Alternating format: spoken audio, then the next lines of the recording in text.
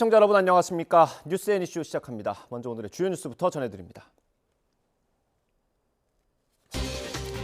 여야 예산안 협상이 행정안전부, 경찰국 등 시행령 설립기관 예산 문제를 놓고 명분 싸움이 벌어지면서 막판 진통을 거듭하고 있습니다. 국민의힘은 상임 전국위를 열고 당원 투표 100%를 골자로 하는 전당대회 룰 개정 절차에 본격적으로 착수했습니다. 한국은행이 소비자 물가가 당분간 5% 내외 상승률을 이어가겠지만 오름세는 점차 둔화할 것으로 전망했습니다. 여전히 높은 수준이 예상되는 만큼 당분간 물가 안정 통화 정책을 이어가겠다고 강조했습니다. 북한이 군사정찰 위성 주장과 관련해 공개한 사진이 조악하다는 지적에 대해서 김여정 노동당 부부장이 반발하고 나섰습니다. ICBM의 정상각도 발사까지 시사한 데 이어 일본의 안보 전략 채택을 강하게 비난했습니다. 연일 기승을 부리던 강추위가 낮부터 서울 등 대부분 지역이 영상권을 회복하면서 잠시 주춤할 것으로 보입니다. 내일 새벽부터 중부지방에 15cm가 넘는 많은 눈이 예상돼 빙판길로 인한 출근길 불편이 우려됩니다. 코로나19 겨울 유행 증가세가 이어지는 가운데 오늘 신규 확진자가 8만 7천여 명대로 97일 만에 최다를 기록했습니다. 위중증 환자도 사흘 연속 500명대가 이어지고 있습니다. 미 하원 의회 난입조사 특위가 도널드 트럼프 전 대통령의 기소를 권고하는 의견을 담은 최종 보고서를 채택했습니다. 트럼프 전 대통령은 자신에 대한 기소를 권고한 데 대해 가짜 혐의라며 강하게 반발했습니다.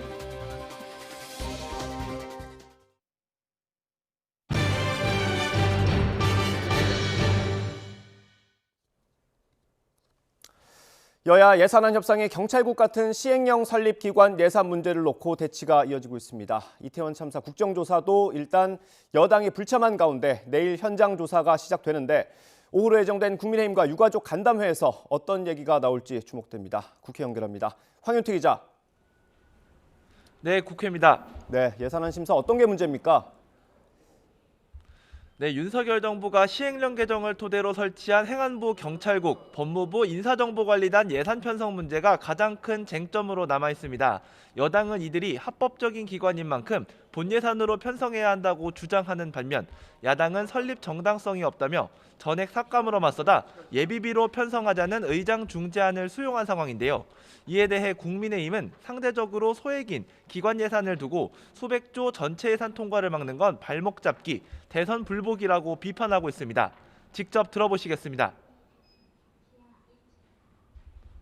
정부 조직 안에서 투명하고 공정하게 하기 위해서 만든 제도인데 이것을 부정하고 발목 잡아서는 안 될 것입니다.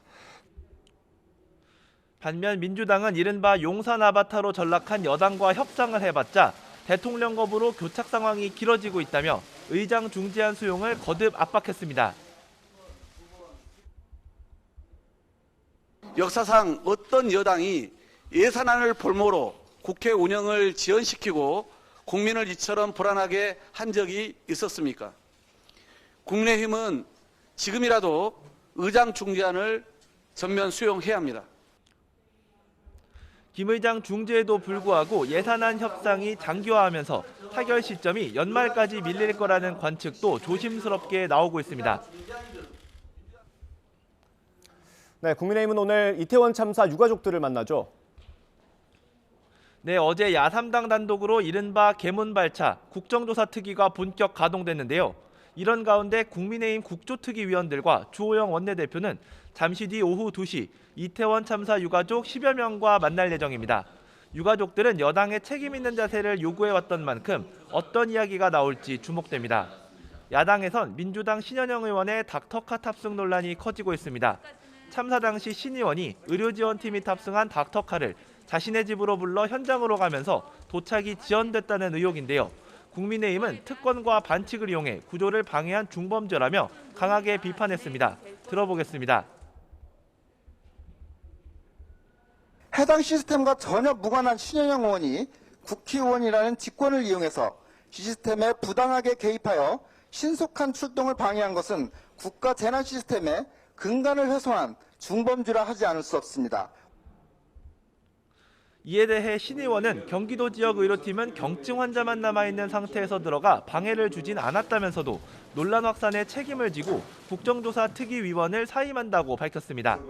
민주당은 신 의원 사임의 건을 조만간 논의하겠다면서도 책임 회피와 정부 인사 감싸기에 급급한 정부 여당이 할 말은 아니라고 맞섰는데요. 이것도 직접 들어보시겠습니다. 어떻게든 참사의 이 정부 책임을 회피하고 외면하고 감싸기에 급급했던 그런 여당이 과연 저런 말을 할 자격이라도 있는 것인지. 이런 가운데 이태원 참사 국정조사 특위는 내일 참사 현장과 서울경찰청, 서울시청을 방문하면서 본격적인 현장 조사를 시작합니다. 네, 국민의힘 전당대회 룰 개정은 어떻게 되고 있습니까? 네, 어제 당 지도부 의결을 거친 데 이어 오늘은 상임 전국위원회를 열고 당원 개정안을 통과시켰습니다. 새로 바뀌는 당원 개정안에는 당원 투표 비율을 기존 70%에서 100%로 바꾸고 결선 투표제를 도입하는 동시에 전국 단위 선거 경선에서 역선택 방지 조항을 도입하기로 했습니다. 상임 전국위는 이번 전대규칙 개정 배경으로 당원 수가 충분히 늘었기 때문이라고 설명했는데요. 들어보시겠습니다. 계속해서 책임 당원이 늘어나는 명실상부한 국민 정당의 모습을 갖추게 됐습니다. 어느 때보다 당원 동지들의 자긍심도 높고 대표성도 커졌습니다. 국민의힘은 전국 상임위원들을 대상으로 ARS 전화투표를 진행해 통과시켰습니다. 이후에는 23일 전국위원회를 열어 당원 당규 개정 작업을 마무리하게 됩니다. 새해부터는 후보 등록 등 본격적인 레이스가 시작되는 만큼 차기 총선을 지휘한 새 당대표 자리를 두고 주자들 간 치열한 경쟁이 예상됩니다. 지금까지 국회에서 전해드렸습니다. 한국은행은 소비자 물가가 당분간 5% 내외 상승률을 이어가겠지만 오름세는 점차 둔화할 것으로 전망했습니다. 하지만 여전히 높은 수준이 예상되는 만큼 당분간 물가 안정 통화 정책을 이어가겠다고 강조했습니다. 취재기자 연결합니다. 김지성 기자. 네, 한국은행에 나와 있습니다. 네, 이창용 총재가 물가에 중점을 둔 통화 정책을 강조했다고요. 네, 물가관리 주무기관인 한국은행은 1년에 2번 물가 점검 회의를 열고 설명회를 개최하고 있습니다. 이 자리에서 나온 발언인데요. 먼저 당분간 5% 내외 물가 상승률이 이어질 걸로 전망했습니다. 이창용 총재는 물가 상승률이 목표인 2%를 웃도는 수준이 지속될 걸로 예상되는 만큼 물가에 중점을 둔 통화 정책을 이어갈 필요가 있다고 강조했습니다. 금리 인하 시기와 관련한 질문에 대해서도 물가 상승세가 목표치로 수렴한다는 확실한 근거가 있을 때 논의할 수 있다며 선을 그었습니다. 다만 앞으로 물가 오름세는 점차 둔화할 걸로 내다봤습니다. 둔화 속도와 관련해서는 국제 유가와 환율, 공공요금 등에 따른 불확실성이 크다고 봤는데요. 특히 내년 전기요금 인상폭은 그간 누적된 원가 상승 부담이 반영되면서 지난달 전망보다 확대될 가능성이 커 보인다고 덧붙였습니다. 반면 최근 낮아진 국제유가와 국내외 경기 둔화폭 확대, 또 부동산 경기 위축 등은 물가를 낮출 수 있는 요인으로 지적했습니다. 이 총재는 올해 전 세계적인 물가 상승에 대응하며 기준금리가 가파르게 올라 우리 국민도 적지 않은 어려움을 겪었지만 불가피한 선택이었음을 이해해주기 바란다고 밝혔습니다. 이 총재는 또 내년 상반기엔 경기가 많이 어려울 걸로 예측한다며 현재 경기 침체로 갈지를 판단하는 경계선에 있다고 진단했습니다. 그러면서 앞으로 통화정책 방향은 국내 경기 둔화 속도 등을 고려해서 다음 달 열리는 금융통화위원회에서 보다 자세히 논의하겠다고 덧붙였습니다. 지금까지 한국은행에서 전해드렸습니다. 북한 김여정 노동당 부부장이 향후 대륙간 탄도미사일 ICBM의 정상각도 발사를 시사하는 담화를 냈습니다. 군사정찰 위성을 시험 발사했다는 북측 주장과 관련해 우리 측 전문가들이 조악한 수준이라고 지적한 데 대해서도 강하게 반발했습니다. 취재기자 연결합니다. 최두희 기자. 네, 통일부에 나와 있습니다. 네, 김여정 부부장 담화 내용 중에 주목할 부분이 있네요. 네, 그렇습니다. 김여정 부부장은 조선중앙통신을 통해 발표한 담화에서 대륙간 탄도미사일 ICBM의 정상각도 발사를 예고했습니다. 김 부부장은 우리 측 전문가들이 자신들의 전략 무기 능력을 폄훼할 게 뻔할 것 같다며 곧 해보면 될 일이고 곧 보면 알게 될 일이 아니겠는가라고 밝혔는데요. 사실상 북한이 ICBM의 비행거리를 줄이기 위해서 발사 각도를 일부러 높이는 형태의 고각 발사 방식이 아니라 30에서 45도의 정상 각도로 발사할 것임을 시사한 발언으로 풀이됩니다. 앞서 북한은 지난달 18일 ICBM 화성 17형을 고각으로 발사한 뒤 시험 성공을 주장했는데 우리 측 전문가들 사이에서 고각 발사로는 대기권 재진입 기술을 검증할 수 없다면서 검증을 위해선 정상 각도로 발사해야 한다는 지적이 나왔습니다. 이와 함께 김 부부장은 위성 촬영 사진의 화질이 조악한 수준이라는 우리 측 전문가들의 지적을 강하게 비난했는데요. 우리 측 전문가들의 분석을 폄훼하면서 입방아질이나 말 같지도 않은 개 짖는 소리와 같은 거친 표현을 쓰며 막말 비난했습니다. 앞서 북한은 정찰 위성 시험을 했다고 밝히며 어제 서울과 인천을 찍은 사진도 함께 공개했는데 북한의 위성 개발 수준이 높지 않다는 의견이 전문가들 사이에서 나왔습니다. 이 같은 김 부부장의 비난 담화에 대해 통일부 당국자는 정부는 북한의 반응에 일희일비하지 않고 일관된 입장으로 윤석열 정부의 비핵화 로드맵인 담대한 구상을 흔들림 없이 추진하겠다는 입장을 내놨습니다. 네, 이런 가운데 북한 외무성에선 일본에 대해 침략 노선 공식화라고 반발하는 담화도 냈다고요? 네, 그렇습니다. 북한 외무성은 조선중앙통신에 공개한 담화에서 일본이 새로운 안보 전략을 채택해 한반도와 동아시아 지역에 엄중한 안보 위기를 몰아오고 있다고 밝혔습니다. 또 일본에서 주장하는 반격 능력은 선제 공격 능력이라고 주장한 뒤 일본의 침략 노선 공식화로 동아시아의 안보 환경이 달라지게 됐다고 비난했습니다. 그러면서 자신들이 어느 만큼 우려하고 불쾌해 하는지를 실제 행동으로 보여줄 것이라고도 위협했습니다. 외무성은 또 미국에도 화살을 돌리며 일본의 재무장화와 재침 기도를 감싸고 부추긴다고도 비난했는데요. 북한 외무성의 이 같은 담화는 지난 16일 일본 정부가 개정한 3대 안보 문서를 문제 삼은 것으로 보입니다.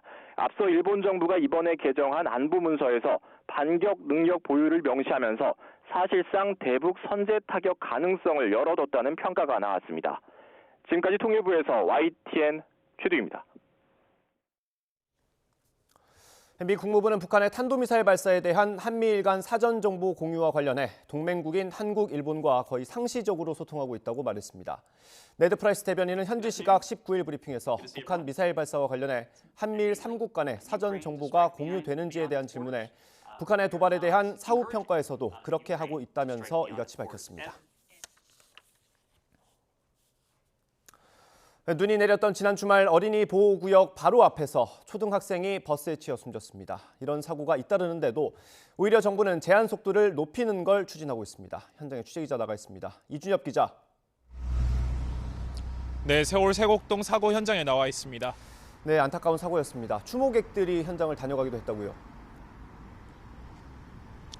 네, 그렇습니다. 제 바로 뒤로 어린이 보호구역 바닥 표지와 표지판이 보이실 겁니다. 이렇게 안타까운 어린이 구역 코앞에서 나온 사고 소식에 추모객들이 꽃을 놨습니다.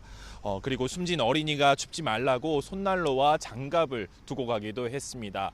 손글씨로 삐뚤빼뚤하게 쓴 숨진 곳에서는 편안하게 지내라 이렇게 쓴 다른 어린이의 편지도 눈에 띕니다. 지난 17일 오전 9시 20분쯤 이곳 건널목에서 초등학교 6학년생이 숨졌습니다. 교차로를 건너 직진하던 시내버스에 치인 건데요. 경찰 조사에서 40대 버스 기사는 뛰어오는 어린이를 발견하고 급하게 브레이크를 밟았지만 길이 얼어서 버스가 미끄러졌다고 진술한 것으로 알려졌습니다. 당시 사고를 목격한 인근 아파트 경비원도 YTN 취재진에 빙판길 사고로 보인다고 말했는데요. 전날 밤부터 내린 눈이 쌓여 있었는데 제설 작업이 미처 이뤄지지 않았다는 겁니다. 경찰은 자동 운행 기록 장치를 확인해 보니 당시 버스는 시속 40km로 달리고 있었다고 밝혔습니다. 눈이 2cm 미만으로 쌓여서 20% 감속해야 하는 걸 고려해도 시속 50km 제한을 지켰기 때문에 과속은 아니라고 판단했습니다. 그런데 보시다시피 시속 30km 제한이 있는 어린이 보호구역을 겨우 수미터 남겨둔 상황이었습니다.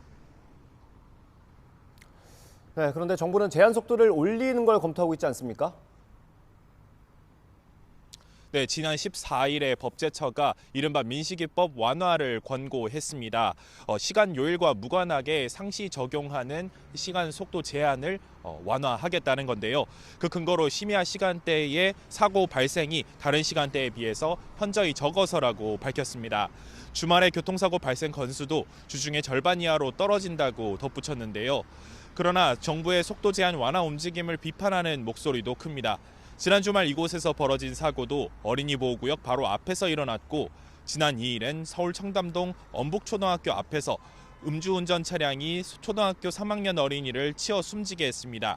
이처럼 관련 사고가 좀처럼 근절되지 않는 상황에서 운전자 편의만 생각해서 규제를 완화하는 게 법 제정 취지에 맞느냐는 지적이 제기되고 있습니다. 지금까지 서울 세곡동에서 YTN 이준엽입니다. 어제 강원 지역에 있는 스키장에서 리프트가 갑자기 멈췄습니다. 영하 20도 가까이 떨어진 한파 속에 승객 50여 명은 길게는 4시간 가까이 떨다가 구조됐습니다. 홍성욱 기자입니다. 공중에 멈춰선 스키장 리프트. 119 구조대가 고립된 승객들을 구조합니다. 한 사람 한 사람씩 사람들이 줄에 매달려 지상으로 내려옵니다. 천천히. 강원도 평창 알펜시아 스키장 리프트가 갑자기 멈춘 건 오후 4시쯤.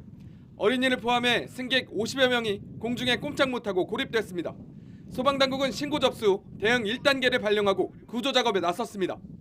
하지만 스키장 한복판이라 사다리차 등 구조장비 투입이 어려워 즉각적인 구조가 불가능한 상황. 결국 119 구조대원이 리프트 기둥을 직접 타고 올라가 한 사람씩 승객들을 구조해야 했습니다.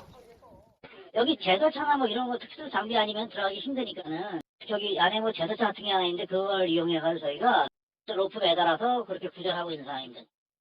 리프트 멈춤 사고가 발생한 강원도 평창 지역은 한파 경보가 내려진 가운데 영하 20도 가까이 기온이 떨어졌습니다. 소방당국과 스키장 측은 고립된 승객들에게 급한 대로 담요 등 방한용품을 전달하고 지상구조가 가능한 승객과 어린이부터 우선 구조했습니다. 애기들이 좀 많이 무서워했었고 춥거나 한 거는 저는 괜찮았어요. 이제 그 비닐로 된 담요를 처음에 던져주셨거든요. 그래서 그걸로 이제 방풍하고 있다가 나중에 담요도 또 올려주셔가지고 담요도 있었고. 하지만 구조자들 가운데 일부는 저체온증 증상을 보여 병원으로 옮겨지기도 했습니다. 춥고 오줌도 너무 마려웠는데 그래서 손이랑 발도 너무 시렵고 그게 제일 힘들었습니다. 구조가 마무리된 건 사고 발생 4시간 가까이 지난 오후 8시쯤. 추락 사고는 발생하지 않았지만 수십 명 승객은 추위와 불안에 떨어야 했습니다. 스키장 측은 전기적 이유가 아닌 리프트 롤러 오작동으로 추정하고 있으며 전문가와 기술자들을 불러 사고 원인을 찾고 있습니다. YTN 홍석입니다. 한파는 물러났지만 내일 오전 내륙 곳곳에 많은 눈이 쏟아질 것으로 예상됩니다. 기상청은 상층 한기와 남서쪽에서 유입된 따뜻한 공기가 만나면서 내일 새벽부터 아침까지 중부 내륙을 중심으로 한방눈이 쏟아지겠다고 밝혔습니다. 경기 북부와 강원 산간에 15cm가 넘는 폭설이 쏟아지겠고 경기 북동부와 제주 산간에도 최고 10cm의 많은 눈이 내리겠습니다. 또 서울 경기와 충북 북부, 경북 북부에도 2에서 8cm의 눈이 올 것으로 예상됩니다. 기상청은 영하권의 기온 속에 많은 눈이 내리며 내일 아침 출근길에는 빙판길로 인한 큰 혼잡과 불편이 우려된다며 대중교통을 이용하는 등 미리 대비해달라고 당부했습니다. 코로나19 겨울 유행 증가세가 이어지는 가운데 신규 확진자가 97일 만에 가장 많이 나왔습니다. 위중증 환자도 사흘 연속 500명대를 기록했습니다. 취재기자 연결합니다. 김평정 기자. 네, 사회이부입니다. 네, 확진자 현황 전해주시죠. 오늘 0시 기준 코로나19 신규 환자는 87,559명입니다. 전날보다 6만 명 이상 급증했는데 9만 명대를 기록했던 지난 9월 14일 이후 97일 만에 가장 많은 수치입니다. 일주일 전보다는 700여 명, 2주 전보다는 1만 명 가까이 많습니다. 화요일 발표 기준으로도 15주 만에 가장 많습니다. 확진자 규모가 커지면서 위중증 사망 피해도 늘고 있습니다. 위중증 환자는 519명으로 사흘 연속 500명대를 기록했고 코로나19로 숨진 사람은 56명 나왔습니다. 특히 위중증 환자의 87.9%와 사망자의 92.9%는 60세 이상 고령층입니다. 이 때문에 정부는 고령층에 대한 개량 백신 접종을 독려하고 있습니다. 현재 고위험군 가운데 면역을 확보한 비율은 절반 수준이지만 개량 백신 접종률 목표를 달성하면 면역 확보 비율이 75% 정도까지 오를 것으로 예상됩니다. 실내 마스크 해제 시점에 관심이 모아지는 가운데 국가감염병 위기대응자문위원회가 어제 전체 회의를 열고 실내 마스크 착용 의무 조정 방안에 대해 논의했습니다. 참석위원들은 대체로 실내 마스크를 의무화해서 권고로 전환할 시점이 다가왔다는 데 뜻을 같이 한 것으로 알려졌습니다. 다만 구체적인 의무 해제 시점을 제시하기보다는 의무 해제를 위한 기준이나 방식 등을 당국에 권고할 것으로 보입니다. 정부는 실내 마스크 착용 의무를 대중교통과 복지시설, 의료기관을 제외한 시설에 대해 먼저 풀고 추후 유행 상황을 지켜본 뒤 이들 제외 시설도 해제하는 식의 2단계 해제 방안에 무게를 두고 있습니다. 첫 해제 시점은 다음 달 설 연휴 전이 될 가능성이 크지만 최근 유행세가 반등하고 위중증 환자 수가 증가세를 보이고 있어 그 이후가 될 가능성도 있습니다. 정부는 전문가들의 의견을 고려해 오는 23일 중대본 회의에서 실내 마스크 의무 조정안을 발표할 계획입니다. 지금까지 사회 2부에서 YTN 김평정입니다.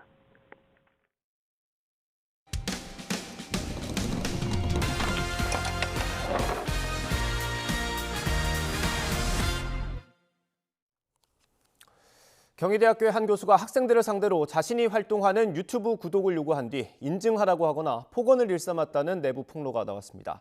이 교수는 학생들에 대한 친근감의 표시였다고 해명했습니다. 박정현 기자가 취재했습니다. 지난 10일 경희대학교 온라인 커뮤니티에 올라온 글. 이번 학기 경영학과 수업에서 일어난 일을 고발하는 내용입니다. 강의를 맡은 교수가 자신이 대표로 있는 학술단체의 유튜브 채널을 구독하고 이를 인증할 것을 수강생들에게 요구하고 이 단체가 주최하는 국제회의에 참석하면 참석한 날수에 따라 점수를 부여하겠다고 해놓고 정작 점수는 약속대로 주지 않았다는 겁니다. 그거에 관련된 내용을 물어본 것도 아니고 그냥 참석자 수만 많아지면 될 것 같아. 그런 식으로 받아들여져가지고 답답했어요. 취지가 좋은 건 알겠는데 그거에 대한 이제 인증 과정에서 기한을 정해주지 않으셨음에도 기한을 정한 것처럼 나한테 메일을 너네가 먼저 보내지 않은 너네 잘못이다. 출석 입력이 잘못됐다고 문제를 제기했더니 폭언이 돌아오기도 했습니다. 너가 대답을 제대로 안 한 거 아니냐.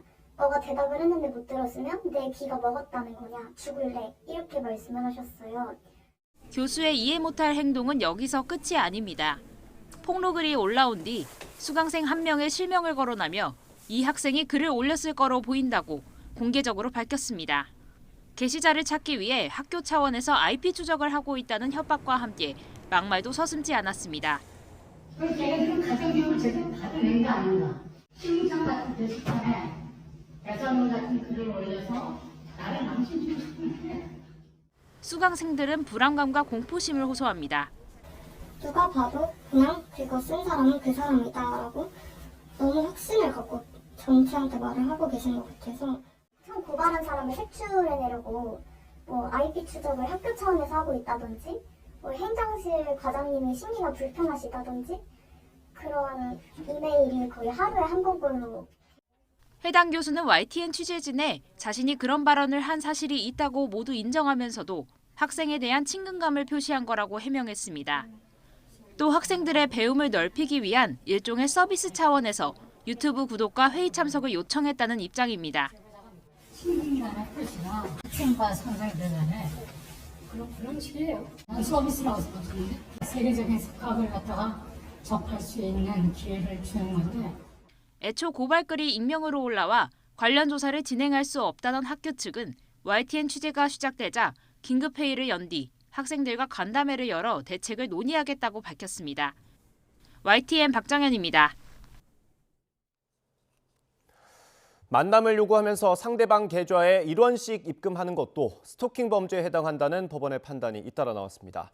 반복적인 부재중 전화에 대해선 재판부마다 판단이 다른데 이걸 처벌할 수 있게 하는 법 개정 움직임도 있습니다. 임성재 기자입니다.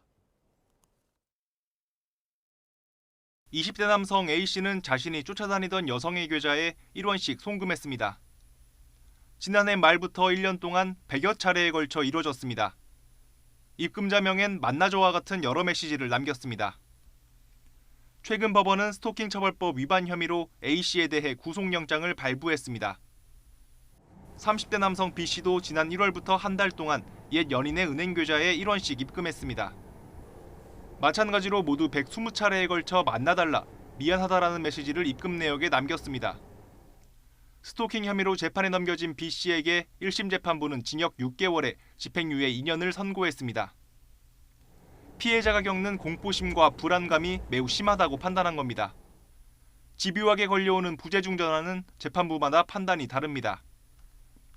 한 달 반 동안 전 연인에게 29차례에 걸쳐 전화를 걸고 30번 넘게 문자를 보낸 40대 남성은 유죄가 선고됐지만 석 달 넘게 발신자 표시 제한으로 전화를 걸고 4시간 동안 10번 연속 전화를 한 50대 남성에겐 무죄가 선고됐습니다. 현행법은 의사에 반해 글이나 말, 음향 등을 도달하게 하는 행위를 스토킹으로 규정하는데 부재 중 전화가 피해자에게 도달한 건지를 두고 재판부마다 각각 다른 판단을 내놓은 겁니다. 이에 따라 부재 중 전화 자체를 스토킹 범위에 포함하는 방안이 추진되고 있습니다. 피해자가 직접 받지 않았더라도 전화가 온 사실을 알게 된 경우 스토킹 범죄로 처벌하는 법률 개정안 2건이 국회에 제출된 상태입니다. 열거된 행위에 대해서만 엄격히 해석하여 처벌하고 있습니다. 독일과 같이 열거된 그 스토킹 행위뿐만 아니라 이와 유사한 방식의 스토킹 행위도 처벌할 수 있도록 개정해야 합니다. 스토킹 범죄 10건 가운데 7건 이상이 감금, 폭행 등 추가적인 강력 범죄로 이어지고 있습니다. 피해자 의사에 반하는 스토킹 범죄 자체를 엄중히 볼 필요가 있다는 의미입니다. YTN 임성재입니다. 현행법상 집주인이 직접 거주할 목적이라면 세입자의 계약갱신 요구를 거절할 수 있습니다. 그런데 계약갱신을 요구받는 상황에서 집주인이 바뀌었다면 상황이 달라질 수 있습니다. 홍민기 기자가 대법원의 판단 내용을 정리했습니다. 세입자 A씨는 지난 2019년 4월 아파트 집주인과 2년간 임대차 계약을 체결하고 살기 시작했습니다. 계약 만기를 6달쯤 남겨둔 2020년 10월 A씨는 집주인에게 임대차 계약 갱신을 요구했지만 갱신해 줄 수 없다는 답이 돌아왔습니다. 이미 신혼부부인 B씨에게 이 집을 팔았고 B씨가 실제 거주하려 한다는 게 이유였습니다. 임대인이 해당 주택에 실제 거주하려는 경우 임대차 계약 갱신을 거절할 수 있도록 개정된 주택임대차보호법이 근거가 됐습니다. 하지만 A씨는 집주인의 거절 통보를 받아들이지 않고 이사도 거부했습니다. 계약 갱신을 요구할 당시엔 B씨가 소유권을 완전히 넘겨받지 못해 갱신을 거절할 권한이 없었고 당시 집주인에겐 실거주 의사가 없었던 겁니다. 결국 양측의 분쟁은 소송전으로 번졌는데 법원에서도 판단이 엇갈렸습니다. 1심은 새 집주인인 B씨의 손을 들어줬지만 2심은 갱신을 거절할 수 있는 사람은 A씨가 계약 갱신을 요구할 당시의 임대인, 즉 이전 집주인만으로 봐야 한다며 A씨 승소로 판결했습니다. 그러나 대법원에서 또다시 결과가 뒤집혔습니다. 대법원은 임대차법상 임대인을 갱신을 요구할 당시 임대인만으로 보기는 어렵다며 새 집주인도 실거주 목적으로 갱신 거절권을 행사할 수 있다고 판단하고 사건을 2심으로 돌려보냈습니다. 다만 새 집주인 역시 법에 명시된 갱신 거절 기간, 즉 임대차 계약이 끝나기 6개월 전부터 2개월 전까지 거절권을 행사해야 한다고 덧붙였습니다. 향후에는 임대인의 주의를 승계한 임차주택의 양수인이 실거주를 이유로 임차인의 계약 갱신 요구를 거절할 수 있는지 여부에 관하여 이 판결이 재판 실무 처리의 기준이 될 것으로 기대하고 있습니다. 지난 2020년 개정 임대차법이 시행되면서 계약 갱신 요구권과 거절권이 생긴 뒤 이와 관련한 사건에 대법원이 판단을 내놓은 건 이번이 처음입니다. YTN 홍민기입니다. 네, 앞서 보신 리포트 내용을 포함해서 최근 논란이 되는 깡통 전세와 피해 예방법, 잠시 뒤 전문가와 함께 자세히 전해드리겠습니다. 다음 소식입니다. 올해 가파른 물가 상승에 생활비 부담이 커지면서 부업을 뛰는 가구주가 36만 명을 넘어서 5년 만에 역대 최고치를 기록했습니다. 전국경제인연합회가 통계청 자료를 분석한 결과 올해 1분기에서 3분기 가장인 부업자는 36만 8천 명으로 전체 67.3%를 차지하는 걸로 나타났습니다. 역대 최고치였던 지난해보다 3만 명 넘게 늘었고 지난 2017년과 비교하면 41% 급증했습니다. 경기 침체 여파로 올해 3분기 국내 대기업 가동률이 1년 전과 비교해서 2%포인트 넘게 하락한 걸로 나타났습니다. 기업분석연구소 리더스 인덱스가 국내 매출 상위 200개 기업을 분석한 결과 이들의 올해 3분기 평균 가동률은 지난해보다 2.1%포인트 내린 78.4%로 집계됐습니다. 이는 코로나19 발생 첫 해였던 재작년 3분기보다도 1%포인트 낮은 수치입니다.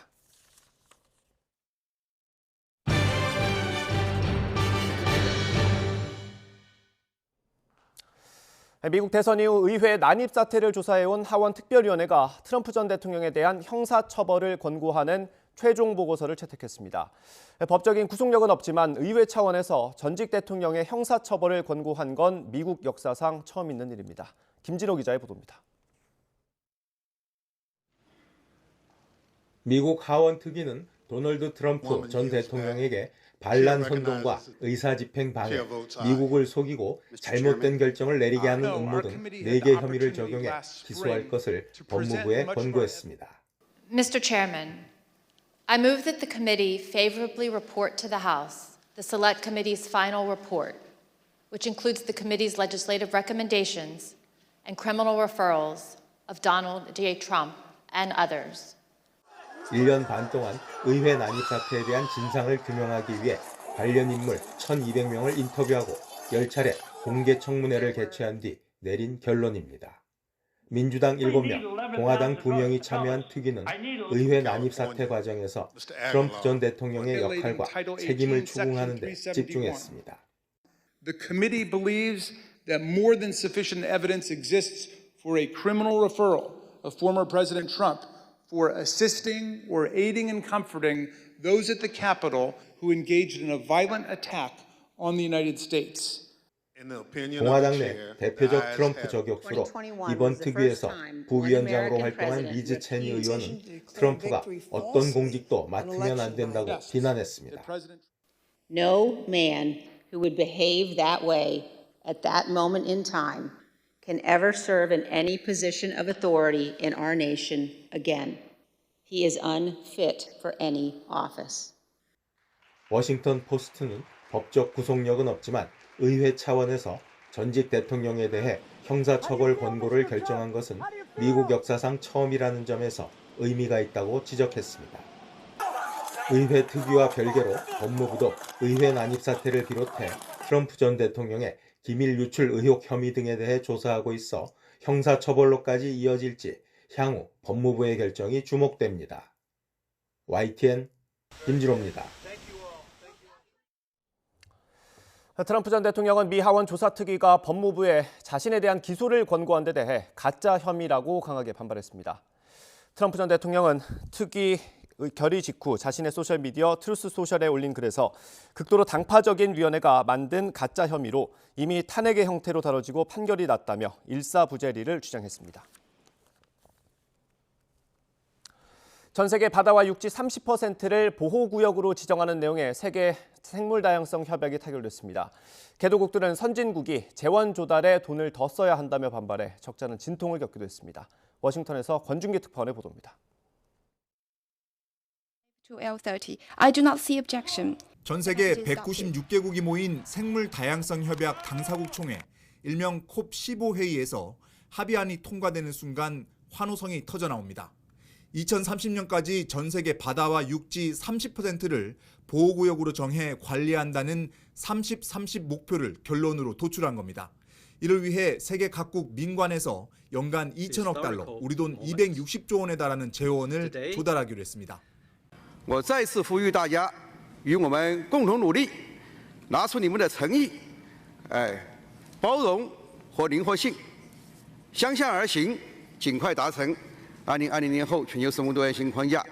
합의안을 내는 데까지는 적잖은 진통을 겪었습니다. 세계 2위 규모의 열대우림을 보유한 콩고 민주공화국 등 개도국들은 선진국이 더 많은 돈을 내야 한다며 불만을 나타냈습니다.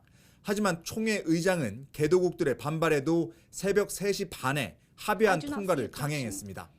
일부 국가의 불만에도 이번 합의안은 지금껏 가장 강력한 수준의 환경보호 대책으로 평가받고 있습니다. 유엔 사무총장도 콥15 합의안을 반기며 내년에 기후변화를 논의할 새로운 국제회의를 주최하겠다고 밝혔습니다. 지구온도 상승을 1.5도로 제한하기로 한 파리 기후협약을 이대로면 달성하지 못할 거라는 분석에 따라 특단의 대책이 필요하다는 겁니다. They must come with new, tangible and credible climate action to accelerate the pace of change. 다만 2030년까지 탄소 배출량을 절반으로 줄이자는 기존 파리 협약은 유효하다고 말했습니다. 유엔은 기후변화를 논의할 새로운 국제회의에 각국 정부뿐 아니라 기업과 시민단체까지 포함해 실질적이고 신뢰할 수 있는 대책을 만들겠다고 밝혔습니다. 워싱턴에서 YTN 권윤입니다.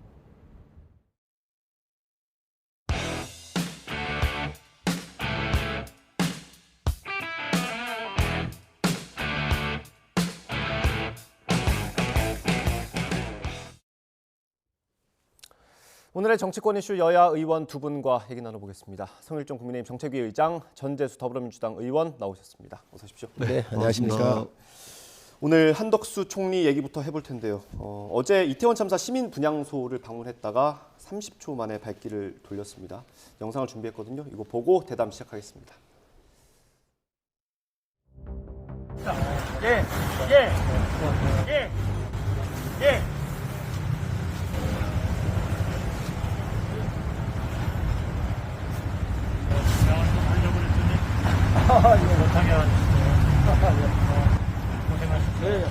총리님 혹시 유족분들께 와서 어떤 말씀 해주시려고 하셨어요?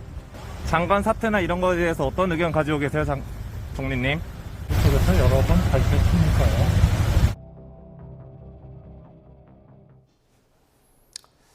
네, 먼저 전 의원님께 질문 드리겠습니다. 네. 이게 예정된 일정은 아니었다고 합니다. 어떻게 보셨어요? 예정된 일정은 아닌지는 몰라도 그 총리께서 사전에 아마 그 총리실 사람들이 쭉 이제 조율을 다 합니다. 예. 뭐 일국의 총리가 그냥 뭐 아무 예고도 없이 들리지는 않고요. 예. 이게 사실은 차라리 안 가시는 게 낫지 않았나 그런 생각이 듭니다. 저는 우리 한덕수 총리께서 그동안 이제 말실수를 많이 했지 않습니까? 예. 또 최근에는 이 외상후 스트레스, 이게 이태원 참사 후유증으로 이제 치료를 받던 학생이 예. 참 이게 또 불행한 일이 생겼는데 이게 공감하지는 못할지언정 이게 정말로 이제 해서는 안 되는 그런 이제 발언을 일국의 총리께서 해가지고 또 유가족들의 마음에 상처를 얼마나 남겼습니까? 네. 어제 왜 갔죠? 저는 왜 갔는지 도저히 이유를 알 수 없는 그런 이제 행태를 보였다. 저는 윤석열 정부가 정말로 이 이태원 참사 그리고 이 돌아가신 분들 남겨져 있는 유가족들 또 마음 아파하는 국민들을 대하는 자세와 태도가 예. 정말로 아쉽고 또 아쉽다. 이런 말씀을 드리지 않을 수가 없습니다. 예. 뭐 유족들 입장에서는 너무 보여주기식으로 온 거 아니냐 이런 비판도 하던데 의장님 어떻게 보셨어요? 지금 유족들의 마음을 안아주는 게 우리 모두의 역할이고 해야 될 일 중에 하나겠지요. 네. 그래서 가능하면 이 가슴 아픈 사연들을 모든 뭐 정부의 관계자에서부터 국민 모두가 함께 안아주고 위로하고 하는 게 전 중요하다고 생각을 하고요. 예. 전에도 국회로 가족들께서 이렇게 오셨었습니다. 그래서 저희 정진석 비대위원장께서 다 만나셨고 저는 들어가서 말씀을 듣다가 중간에 나왔어요. 네. 그 당시에 다른 일정이 이렇게 당정 협의가 있고 그래서 잠깐 나오고 그랬었는데 하여튼 많은 이야기를 좀 듣고 저희가 안을 수 있는 거 안고 도와드릴 수 있는 거를 저는 다 도와드려야 한다고 생각을 합니다. 예. 이런 것들이 이렇게 언론에서 자주 다뤄지는 이유는 아마 계속 누적이 됐기 때문일 것 같아요. 그 뭐 한덕수 총리도 아까 말씀하신 것처럼 이제 좀 발언으로 논란이 있었고요. 근데 어제 여당에서 또 뭐 참사를 정쟁에 이용한다 뭐 이런 취지의 얘기가 있어서 그렇습니다. 참사 영업이라는 표현을 씁니다. 그것도 이제 그냥 국민의힘의 의원이 아니고 국민의힘 비상대책위원회 위원 중에 한 분이신 김상훈 의원이 참사를 영업에 비유를 합니다. 예. 영업이 뭡니까? 장사 아니겠습니까? 그러면은 죽은 아이들을 가지고 부모들이 장사를 한다는 이야기입니다. 이게 가당키나 한 이야기입니까? 저는 언제부턴가 우리 사회 정치라는 것이 가슴 아픈 사람들이 있으면은 이 가슴 아픈 이 사연들을 어루만져 주고 뭔가 이렇게 손톱만큼이라도 힘이 되기 위해서 정치가 노력을 하는 것이 아니고 오히려 그 상처를 헤집어 가지고 그 소금을 뿌리는 네. 이런 짓을 우리 정치가 어느 순간에선가부터 하고 있다. 정말로 저는 같이 이제 정치를 하는 사람으로서 정말로 이게 정말 부끄럽고 이게 고개를 들 수가 없습니다. 네. 우리가 적어도 정치를 하는 사람들은 이제 우리 공동체를 위해서 또 단 한 명이라도 더 많은 사람들을 행복하게 만들고 불행한 사람들이 없게끔 그 공동체를 위해서 일을 하는 사람들이 정치하는 사람들이거든요. 예. 근데 어떻게 참사 영업이라는 표현을 씁니까? 그리고 일국의 총리도 어제 가가지고 달랑 30초 수고하세요 하고 돌아서서 나오는 그 모습을 우리 국민들이 과연 어떻게 보겠습니까? 또 장관이라는 사람은 재난안전총괄 장관이라는 사람 그동안 얼마나 많은 숱한 실언과 막말을 쏟아냈습니까? 예. 그럼에도 불구하고 단 한 명도 책임지는 사람이 없습니다. 어떻게 이해를 해야 되겠습니까? 정말로 안타깝다는 말씀을 드리고 수사기관은 수사를 통해서 예. 국회는 국정조사를 통해서 참사의 원인을 정확하게 밝히고 돌아가신 분들 억울하지 않도록 남아있는 분들 새로운 희망을 가지고 살아갈 수 있도록 예. 정치권이 더 분발해야 된다. 예. 그렇게 생각을 합니다. 전 의원님께 정확하게 좀 알고 얘기하셨으면 좋겠어요. 네. 정치적인 영업이라고 하는 그 이야기할 때 제가 옆에 있었잖아요. 예, 회의 자리에 있으셨던 거죠? 그렇습니다. 비상대책 회의할 때 이 유족들 또 세상을 떠나신 이 안타까운 분들 어떤 국민이 참 안타까워하지 않고 또 위로하려고 하지 않겠습니까? 예. 그런데 문제는 뭐냐면 이분들을 대상으로 정말로 안타까운 마음에 함께 가려고 하는 게 아니고 정치적으로 이용을 해먹으려고 하는 상당히 나쁜 사람들이 있습니다. 예. 이분들은 건건이 있기만 하면 나타나는 사람들이에요. 이분들은 유족들을 위하고 또 떠나신 분들을 위하는 게 아니고 정말 정치적인 이득에만 관심이 있는 분들이기 때문에 이 표현을 이렇게 한 건데 예. 마치 지금 전 의원님께서 그 가족들이나 떠나신 분들한테 얘기하는 것처럼 얘기한 것은 상당히 유감이라는 말씀을 드리고 예. 49제가 있으셨잖아요. 네. 여기에도 10시에 가족들이 하셨습니다. 네.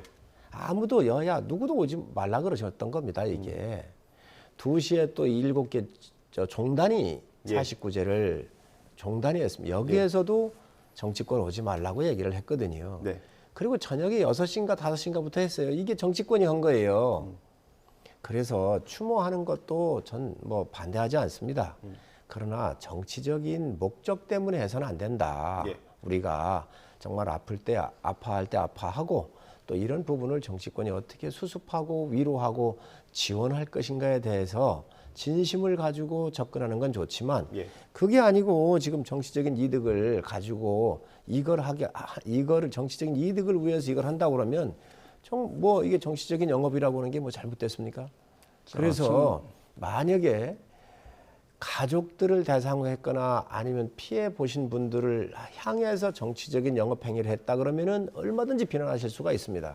그런 내용이 아니고 정치적으로 이용해 먹으려고 하는 사람들에 대해서 옛날에도 그러였지 않습니까? 그런 분들에 대해서 얘기한 거기 때문에 현장에 없으셨기 때문에 전 의원님한테 그 부분은 좀 수정해 이렇게 이런 내용을 알려드리는 겁니다. 제가 한 가지 여쭤봅시다. 그럼 의원님, 참사를 영업으로 이용하는 사람, 또 정치적으로 이익을 보기 위해서 달라드는 사람 어떤 사람들입니까, 이 사람들? 잘 알고 계시지 않습니까? 아니 말씀을 해보죠. 저는 모릅니다. 저는 모릅니다. 거기에 굉장히 많은 시민단체라고 하는 여러 가지 사람들이 있는데요. 이 사람들이 정말로 물론 그 중에서 다 그런 건 아니지만 상당수의 사람들은 아니 정확하게 말씀하세요. 정치적으로 참사를 영업에 이용하는 사람, 정치적 이득을 보기 위해서 이용하는 사람 누군지 정확하게 말씀을. 가서 보십시오. 그거 뭐 여기서 얘기하면 또 여러 가지 분란을 일으킬 텐데 정말 그런 사람이 없었는지 국민들한테 물어보시기 바랍니다. 굉장히 정말 큰일 나실 말씀을 아닙니다. 하시는 겁니다. 여기에는요 정말로 가슴 아파하는 사람보다는 정치적인 이득으로 윤석열 정부 끌어내리기 위해서 지금 여기에 많은 분들이 지금 가담돼 있는 거 아닙니까? 때만 되면 나타나는 사람들 있지 않습니까? 누구냐니까요? 그 분명히 다 알고 아니 계시잖아요. 국민들이 알게끔 말씀을 해주세요. 국민들이 알게끔. 굳이 그런 분들 입에 오르내릴 필요도 없습니다. 너무도 많은 사람들이 여기에 지금 윤석열 정부에 타격을 주고 그리고 끌어내리려고 하는 그 나쁜 세력들이 있는 거 다 알고 계시지 않습니까? 재난안전을 총괄하는 이상민 장관, 일국의 국무총리, 그리고 집권여당의 비대위원이라는 분이 희생자들을 추모하고 남아있는 가족들을 위로해야 될 시기에 참사를 영업에 이용한다, 온갖 망언과 극언들을 일삼고 있는데 지금은 그럴 때가 아닙니다. 설사 참사를 영업으로 이용을 하고 또 정치적 이득을 위해서 이렇게 하는 단체들이 있는지는 모르겠으나 그분들에게 이야기를 하셔야지 국민들이 뻔히 보는 마이크 앞에서 또는 언론 인터뷰에서 그렇게 말씀을 하시면 그것은 누구에게도 공감받지 못하는 말씀이다. 이 말씀을 제가 꼭 드리도록 알겠습니다. 하겠습니다. 예, 저희가 민주당 얘기도 해야 돼서요. 신현영 의원도 좀 논란이 됐습니다. 참사 당시에 닥터카를 타고 현장으로 갔던 사실이 알려진 건데 관련 영상이 준비되어 있습니다. 이거 들어보고 얘기 이어가겠습니다. 원래 현장에 발생했을 때 서울에 있는 여러 디맷이라고 하는 응급의료 팀들의 여러 병원들이 현장에 갔고요. 경기팀은 나중에 호출을 받고 추후 수습하는 반으로 들어간 것이 되겠습니다. 그런 상황에서 같이 명지병원의 디맷팀과 같이 가게 된 거고요. 의사로서 당연히 본능적으로 최선을 다해서 그 현장에 가야 된다는 생각을 판단하에 한 것이라고 말씀드리고 싶네요. 네, 의사 출신이죠. 이 사실이 알려지면서 오늘 아침에 국정조사 특위에서는 나왔습니다. 의원님 어떻게 보셨어요? 의사로서 그 현장을 가고 싶어하는 마음은 분명히 있었을 거고요. 네. 그 부분까지 저희가 뭐라고 얘기할 수는 없는데 저는 상황 판단이 어땠는지는 모르지만 본인 차로 전 가는 게 맞았다고 생각을 해요. 이 디맷이라고 하는 것은 의사들을 운송하고 함께 가는 이 차량을 얘기하는 거잖아요. 예. 그런데 이게 빨리 갔어야지요. 신원영 의원 집까지 왔다는 거 아니에요. 그래서 예. 여길 들러서 여기보다도 더 멀리 있는 차가 일찍 도착을 해가지고 구조 활동을 했다는 거 아닙니까? 예. 그러면 국회의원 한 사람을 거기 가게 하기 위해서 다른 사람들이 그 위기의 순간을 구조를 못 받은 그런 경우를 상상할 수가 있기 때문에 네. 또 그런 일이 벌어졌기 때문에 비난을 받는 것이지요. 그래서 이런 것들이 과연 그 국회의원이 아니었으면 오라고 했었을 때 왔을까 이런 부분들을 바라보면서 국민들께서 지금 말씀하시는 게 특권과 반칙을 이용한 거다. 예. 갑질을 한 거다. 이렇게 지금 비난을 받고 있잖아요. 예. 그런 부분에서는 상당히 좀 바람직하지 않다고 보여지고 예. 아마 여기에 그 또 가셔가지고 또 장관차를 이용했느니 여러 가지 또 문제가 나오고 현장에서 실질적으로 15분 만에 또 떠났다는 거 아니겠어요? 그렇기 때문에 이런 여러 가지 문제점 때문에 아마 민주당에서도 그 국조특위위원은 사퇴시키지 않나 생각합니다. 예, 의원님. 일단 신현영 의원은 의사 예. 출신이거든요. 그리고 요 국회의원 되기 전에 지금 이제 문제가 되고 있는 명지병원, 이 명지병원의 의사로 이제 근무를 했었습니다. 예.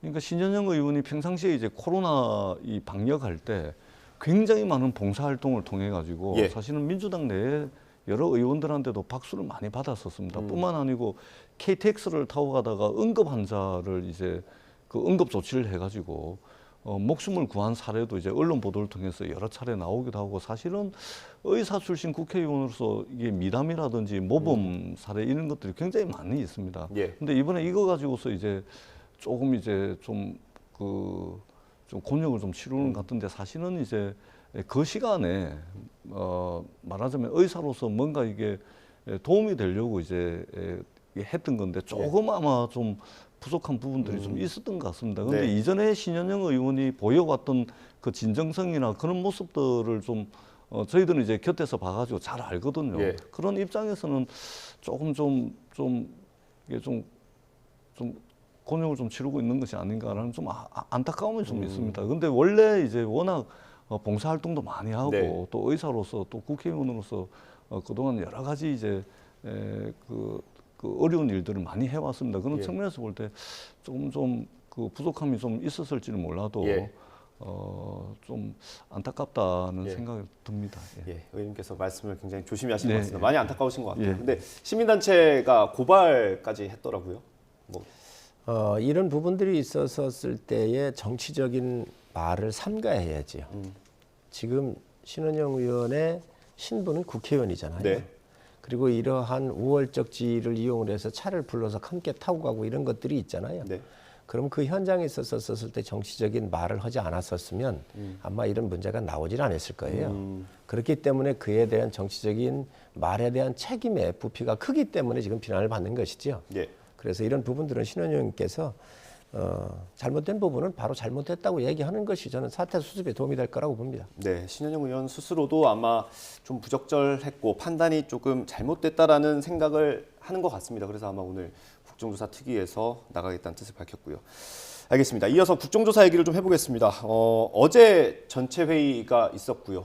여당은 참석을 하지 않았습니다. 그리고 증인 채택을 했고 내일부터 현장 조사가 진행이 되죠. 그럼 일단 현장 조사는 뭐 지금 예산안이 안 됐기 때문에 야당끼리 가는 겁니까? 그렇습니다. 예, 지금 이제 다 열려 있습니다. 그래서 이제 개문 발차거든요. 그러니까 이제 국민의힘이 언제든지 올라타시면 되도록 그렇게 다 해놨습니다.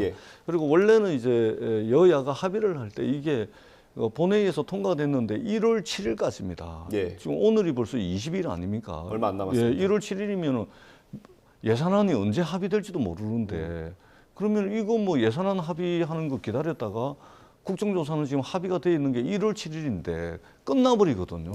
그러니까 불가피하게 지금 개문 발차를 할 수밖에 없습니다. 그리고 사실 이제 양당의 원내대표께서 우리 성일종 정책위 의장님께서도 잘 아시겠지만 국정조사를 합의를 해놓고 그 다음 날부터 국정조사를 바로 할 수가 있는 것이 아니고 자료 제출도 받아야 되고 그다음에 정의는 누구로 하고 현장은 어디로 둘러보고 청문회는 언제 하고 이걸 다 하려면 한 보름 정도 걸리기 때문에 그러면 보름 정도면은 합의할 당시에 예산안을 처리할 수 있겠다. 그래서 예산안이 처리가 되면 어차피 보름 정도의 국정조사 준비 기간이 필요하니까 예산안이 처리되고 난 뒤에 시작하자 이렇게 이제 됐던 거거든요. 근데 지금 돌발 변수가 생긴 거 아닙니까? 당장 1월 7일이면 국정조사가 끝이 나거든요. 그렇기 때문에 더 이상 늦출 수가 없기 때문에 이태원 참사에 대한 수사는 수사기관이, 국회는 국회법이 정한 절차와 과정에 따라서 국정조사는 개문 발차하는 것으로 이렇게 좀 정리를 했습니다. 문은 열려있다고 하시는데 제가 볼 때는 좀 순서를 잘못 알고 계신 것 같아요. 합의를 했잖아요. 그래서 예산 끝나고 나면 국정조사를 들어가자 해서 선 예산안 처리 후 국정조사로 잡았습니다. 국정조사 가능한 빨리 해야지요. 그러나 이 합의문 1번 다항에 보면 정확하게 명시가 되어 있잖아요. 일의 순서가. 이 부분에 대해서 지금 예산안 처리가 지금 여당만 잘못입니까? 야당도 책임이 있는 겁니다. 50대 50이 책임이 있어요. 그러면 예를 들어서 이 부분도 빨리 예산을 마무리하고 이 부분 하는 게 맞죠, 약속대로. 그리고 국정조사 지금 수사기관에서 다 하고 있습니다. 뭐 일주일 늦게 한다고 그래서 이게 뭐 국민들한테 약속한 거잖아요. 그래서 뭐 늦으면 늦은 대로 또 여야가 합의하면 될 수 있는 길들이 있습니다. 그게 아니고 지금 예산안도 합의를 안 해주면서 이것도 합의문을 깨고 일을 한다. 이건 정치적으로요.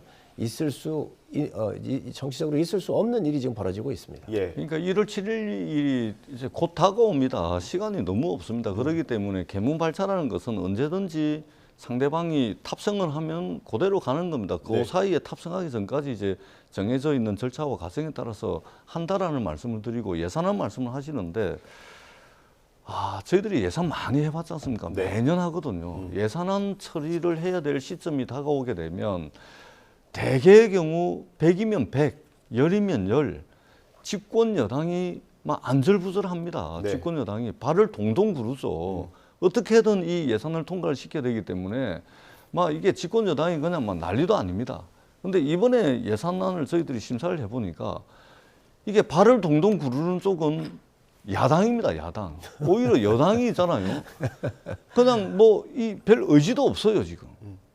지금 보세요. 예를 들면 국회의장께서 경찰국 예산, 법무부의 인사정보관리단 예산 예비비로 먼저 쓰고 난 뒤에 나중에 법원에서 판결이 나오게 되면 그 편성해서 쓰든지 했지 않습니까? 이미 예산을 쓸 수가 있거든요. 그다음에 법인세도 1% 내려가지고 중재안을 내가지고 윤석열 정부가 어떤 방향으로 경제를 운영하려고 한다라는 그 메시지를 1%긴 하지만 법인세를 인하시켜가지고 시장에 충분한 메시지를 줄 수가 있는 것이거든요.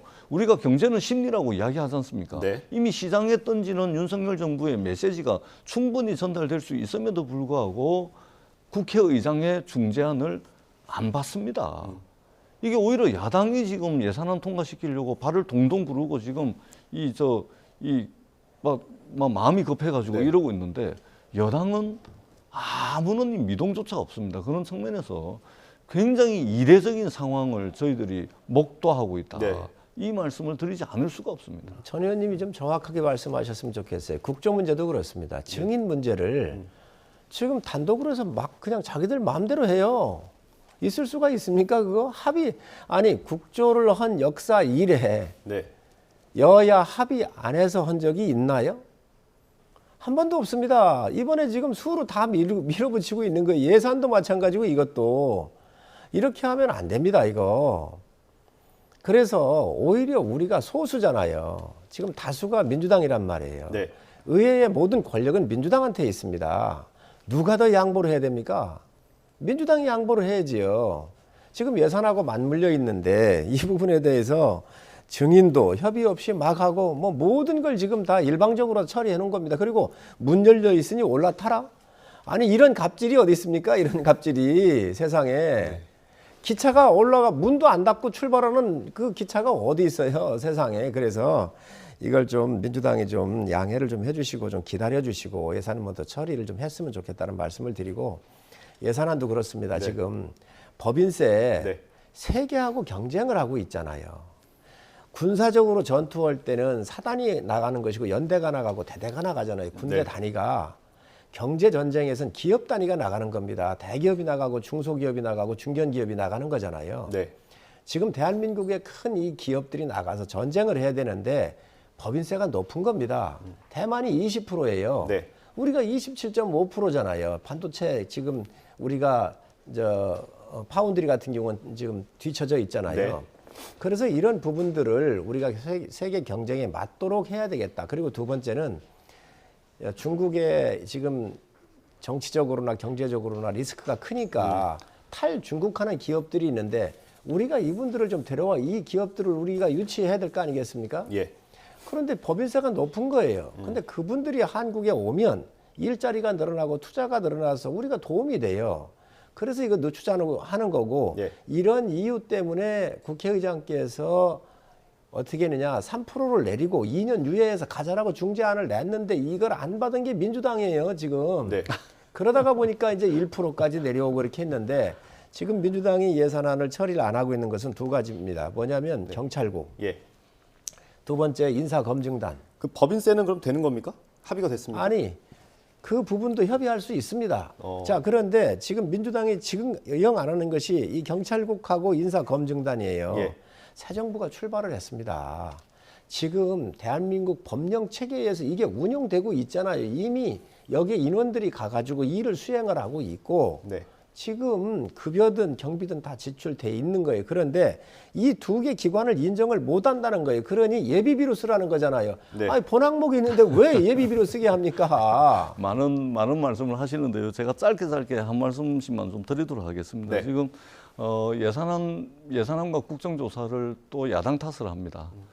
국정 운영의 최종 책임은 집권 여당에 있는 것이죠. 집권 여당에 있다라는 말씀을 다시 한번 드리고요. 법인세 말씀을 하시는데요.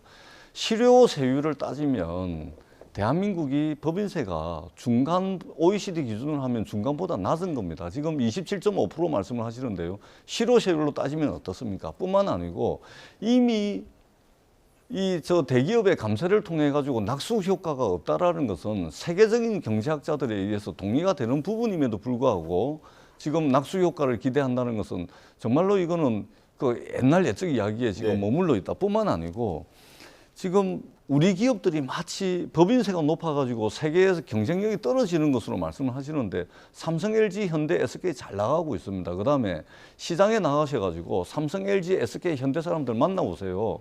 법인세 25에서 22%로 낮춰주는데 아무런 관심이 없습니다. 이분들은 이미 법인세 3%에 목숨을 걸고 말하자면 이것 때문에 경쟁을 못할 처지의 그런 대한민국 기업들이 아니고 이미 글로벌 기업으로 성장을 해 있기 때문에 이분들이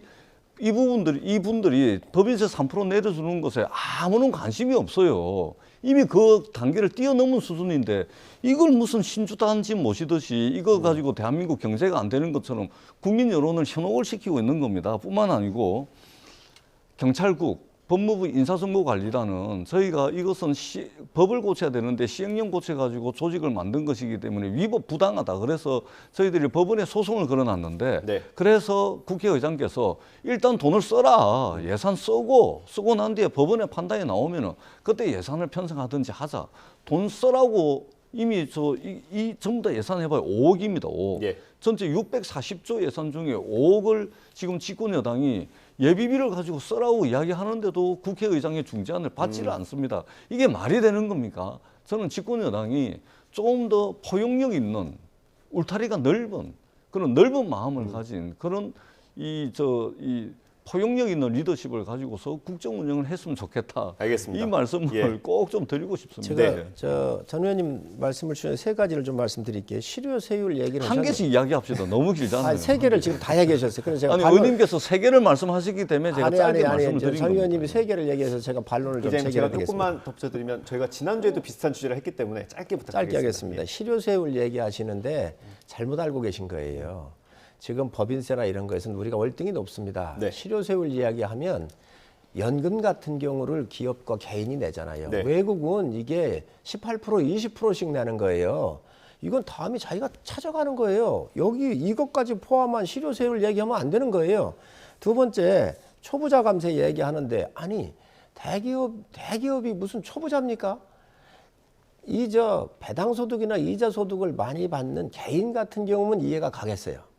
기업은요, 개인이 아닙니다. 여기 초부자라고 하면 안 돼요. 법인이에요. 국가를 대리해서 나와 싸우고 있는 경제에서의 전쟁 주체 단이란 말이죠. 여기를 초부자라고 얘기를 하면서 그러면 초부자 감사 얘기했으면 DJ 정부 때나 노무현 정부 때는 왜 1%, 2%씩을 내렸습니까?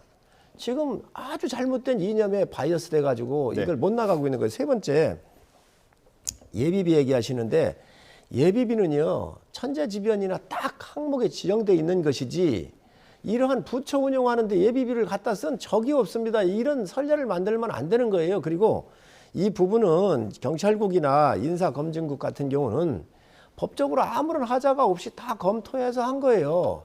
지금 그러면 민정에서 얼마나 대통령실에서 그동안 문제를 많이 일으켜서 그거를 개혁적 차원에서 떼내가지고 미국의 FBI 밑에 갖다 놨듯이 이런 인사검증국을 새로 만들어가지고 하고 있는 거잖아요. 그런데 이걸 갖다가 못 주겠다. 그러니 지금 윤석열 정부가 국가 운영하는 거는 인정을 못 하겠다는 거잖아요. 그러니 이게 대선 불복 얘기가 나오는 겁니다. 그래서 이거야말로 발목 잡기인데 이게 5억 1,000밖에 안 됩니다. 알겠습니다. 그래서 정상적인 정부가 운영할 수 있도록 좀 도와주십사는 말씀을 다시 한번 말씀드립니다. 아니, 그러니까 의원님 그 국가 경영 지금 하고 계시잖아요. 실효세율을 말씀을 하시는데 우리나라 기업 같은 경우는 그 구간별로 이제 세율이 틀리지 않습니까? 25%, 22%, 20%, 10%. 근데 대부분의 비교 대상에 있는 다른 국가들 같은 경우는 단일 세율로 해가지고 대기업이든 중소기업이든 단일 세율로 전부 다 적용이 됩니다. 그렇기 때문에 단순하게 27.5%다 이렇게 규정하기도 어렵고요. 그다음에 비교 대상 국가들 중에 국세만 적용되는 경우도 있고 국세 지방세를 같이 해가지고 자료를 볼 수 있는 것도 있습니다. 그러니까 자료를 꼼꼼하게 봐야지 비교 가능하다라는 말씀을 드리고 또 한 가지는 지금 초부자 감세 말씀 그것에 대해서 비판을 하시는데 우리나라 지금 법인이 한 80만 개 되지 않습니까? 80만 개 중에서 지금 25%에서 22%로 그 법인세를 내리고자 하는 이 부분에 영업이익 3천억 이상을 과세 표준을 하게 되면 80만 개 법인 중에서 103개만 포함이 되는 겁니다. 103개. 그렇기 때문에 저희들이 이제 초부자 감세라고 이야기를 한다라는 말씀을 다시 한번 드리도록 하고 5억 1천만 원인데 저희들이 정치적 합의를 통해 가지고 예비비를 가지고 먼저 쓰시라니까요. 이게 불법이 아니지 않습니까? 정치적 합의를 통해서 국회에서 부대 의견을 달아서 통과를 시킬 것이기 때문에 위법 부당한 것이 아니기 때문에 예비비 먼저 쓰시고 난 뒤에 법원 판단이 나오면 그때 예산을 편성해서 써도 늦지 않다. 이 말씀을 중앙부처를 운영하면서 예비비를 쓴 선례가 없습니다. 왜 없습니까? 왜 없습니까? 왜 없습니까? 비상사태가 오거나 왜 없습니까? 만들라는 건데 받아들일 수가 없는 부분이고요. 초부자 감사 얘기하는데 사단이 군단이 가지는 포가 있고 사단이 가지는 포가 있고 소대가 가지는 병기가 있습니다. 지금 아니 지금 100세계가 지금 그나마 대한민국에서 경쟁력이 있잖아요. 여기에는 155mm 이런 큰 포가 필요한 거예요. 소대는 기관총 같은 경우 소총이 필요한 것이고 수류탄이. 자, 그러니 그 기업의 규모에 맞게 그래서 구간도 둔 것 같은데 나름대로 여기에 맞는 전쟁의 무기를 들려줘야지. 아니 무슨 이 100세계 기업이 초보자라는 거예요. 나는 민주당의 이야기를 전혀 동의할 수가 없습니다. 큰 기업은 큰 기업의 나름대로 나가서 경쟁할 수 있게 해야 되고 또 한국에 들어오는 큰 기업이 들어올 수 있으려면 이 경쟁을 할 수 있도록 법인세를 낮추는 게 맞습니다. 알겠습니다. 그러니까 잠깐만요. 지금 국회의장께서 대한민국 최고의 세제 전문가입니다. 세제실장을 하셨잖아요. 오죽했으면 3% 내리고 2년 유예해서 가자고 내놨겠습니까? 하다가 안 되니까 이제 1%까지 나온 거고요. 그거는 이제 3% 내려봐야 별 의미가 없기 때문에 1% 정도로 해서 윤석열 정부의 경제정책 방향을 시장의 메시지로 보내자 이런 측면에서 1%인 겁니다. 그러니까 삼성, LG, 현대, SK 만나보세요. 이분들이 3% 가지고 법인세가 25%래 가지고 세계에서 경쟁 못한다 이런 말씀하시는 기업들이 한 군데도 없습니다. 아닙니다. 많습니다. 저 경제단체도 연락이 오고요. 정말 많은 분들이 신문 보십시오. 제가 지난주에도 만났습니다. 알겠습니다. 신문 보십시오. 왜 우리는 관심도 없는 걸 가지고 정치권을 그렇게 싸우냐 이렇게 알겠습니다. 대기업 사람들이 이야기를 하고 있습니다. 지금. 알겠습니다. 예산안 얘기가 나오면 이렇게 될 줄 알았습니다. 상당한 많은 시간을 할애해서 예산안 얘기를 했는데 하나씩만 짧게 여쭤보겠습니다. 이게 예비비 말씀하셨는데 정부 예산안 중에 예비비가 5조 5천억 원 정도 되죠. 그러니까 경찰국 예산 5억이면 사실 정말 적은 금액입니다. 그래서 국민들이 보기에는 법인세든 경찰국 예산이든 이게 어디에 어떻게 예산을 쓸까가 아니라 당의 정체성이나 어떤 정부의 정책 상징 같은 걸로 그냥 양당이 싸우고 있는 것 같은 느낌이 들 수밖에 없을 것 같아요. 그렇습니다. 예. 그래서 저희들이 사실은 국회의장님이 사실은 이제 민주당 출신의 의장이시거든요. 그러면은 민주당 편을 좀 들어주셔야 되는데 이번 중재안을 보게 되면 민주당 편을 안 들어주셨어요. 그러니까 이제 법인세 1%로 해가지고 2년이니까 3년 유예하는 걸로 하고 그다음에 예비비를 가지고서 경찰국하고 법무부의 인사정보관리단 예산을 일단 쓰기는 했는데 다 풀어준 겁니다. 전부 국민의힘 손을 들어주신 거예요. 그럼에도 불구하고 야당이 국회의장, 국회 수장이 제시한 중재 아니기 때문에 저희 야당이 받았습니다. 그걸 대승적으로 수용을 했는데 어떻게 된 게 집권 여당이 이걸 수용을 안 합니다. 저는 이게 유승민 의원 몰아내고 이준석 대표 몰아내기 하더니 이게 국회에서도 국회의장 중재안 정도는 받는 그런 포용력을 좀 보여야 되는데 너무 이렇게 이게 속 좁게 이게 마음 좁게 포용력 없이 지금 국회를 운영하고 국가를 경영하는 거 아닌가 그런 아쉬움이 굉장히 진하게 묻어날 수밖에 없습니다. 의원님 짧게 하셔야 통계 조작 의혹을 다룰 수가 있습니다. 대통령께서 정권을 국민들께 윤석열 정부한테 맡겼잖아요. 그래서 국가 운영하는 틀들은 대통령령이나 이런 법률 체계 안에서 쓸 수 있도록 해주는 게 맞습니다. 우리도 문재인 대통령 했었을 때 이런 거 안 걸었거든요. 그래서 지금 뭐 경찰국을 만들고 지금 현재 인사검증단을 민정을 떼가지고 백화투로 빼서 놓고 운영하고 있는 건데 민정이 얼마나 문제가 많았어요. 지금 민주당 논리대로 한다면 이게 민정으로 다시 들어가라는 거잖아요. 조국 같은 민정 속 얼마나 문제가 많았어요. 그래서 이런 문제를 떼가지고 깨끗하게 처리를 하자. 이래서 만드는 이 조직을 인정을 못하니 예비비 쓰라는 거잖아요. 쓸 수가 없는 거지요. 그러면 이 정부를 부정하는 건데 어떻게 그걸 쓸 수 있겠습니까? 알겠습니다. 아니 쓰라는데도 왜 못 씁니까? 쓰시라니까. 예비비로 쓰라고 하니까 예비비는 그런 데 쓰는 게 아닙니다. 저희가 준비한 마지막 주제에 있어서 이거 준비된 녹취가 있습니다. 이게 2년 전에 그 논란이 됐던 건데 최근에 감사원이 그 통계 조작, 뭐 왜곡 의혹을 좀 감사하고 있지 않습니까? 관련된 녹취가 준비되어 있습니다. 이거 들어보고 마지막 이슈 다뤄보겠습니다.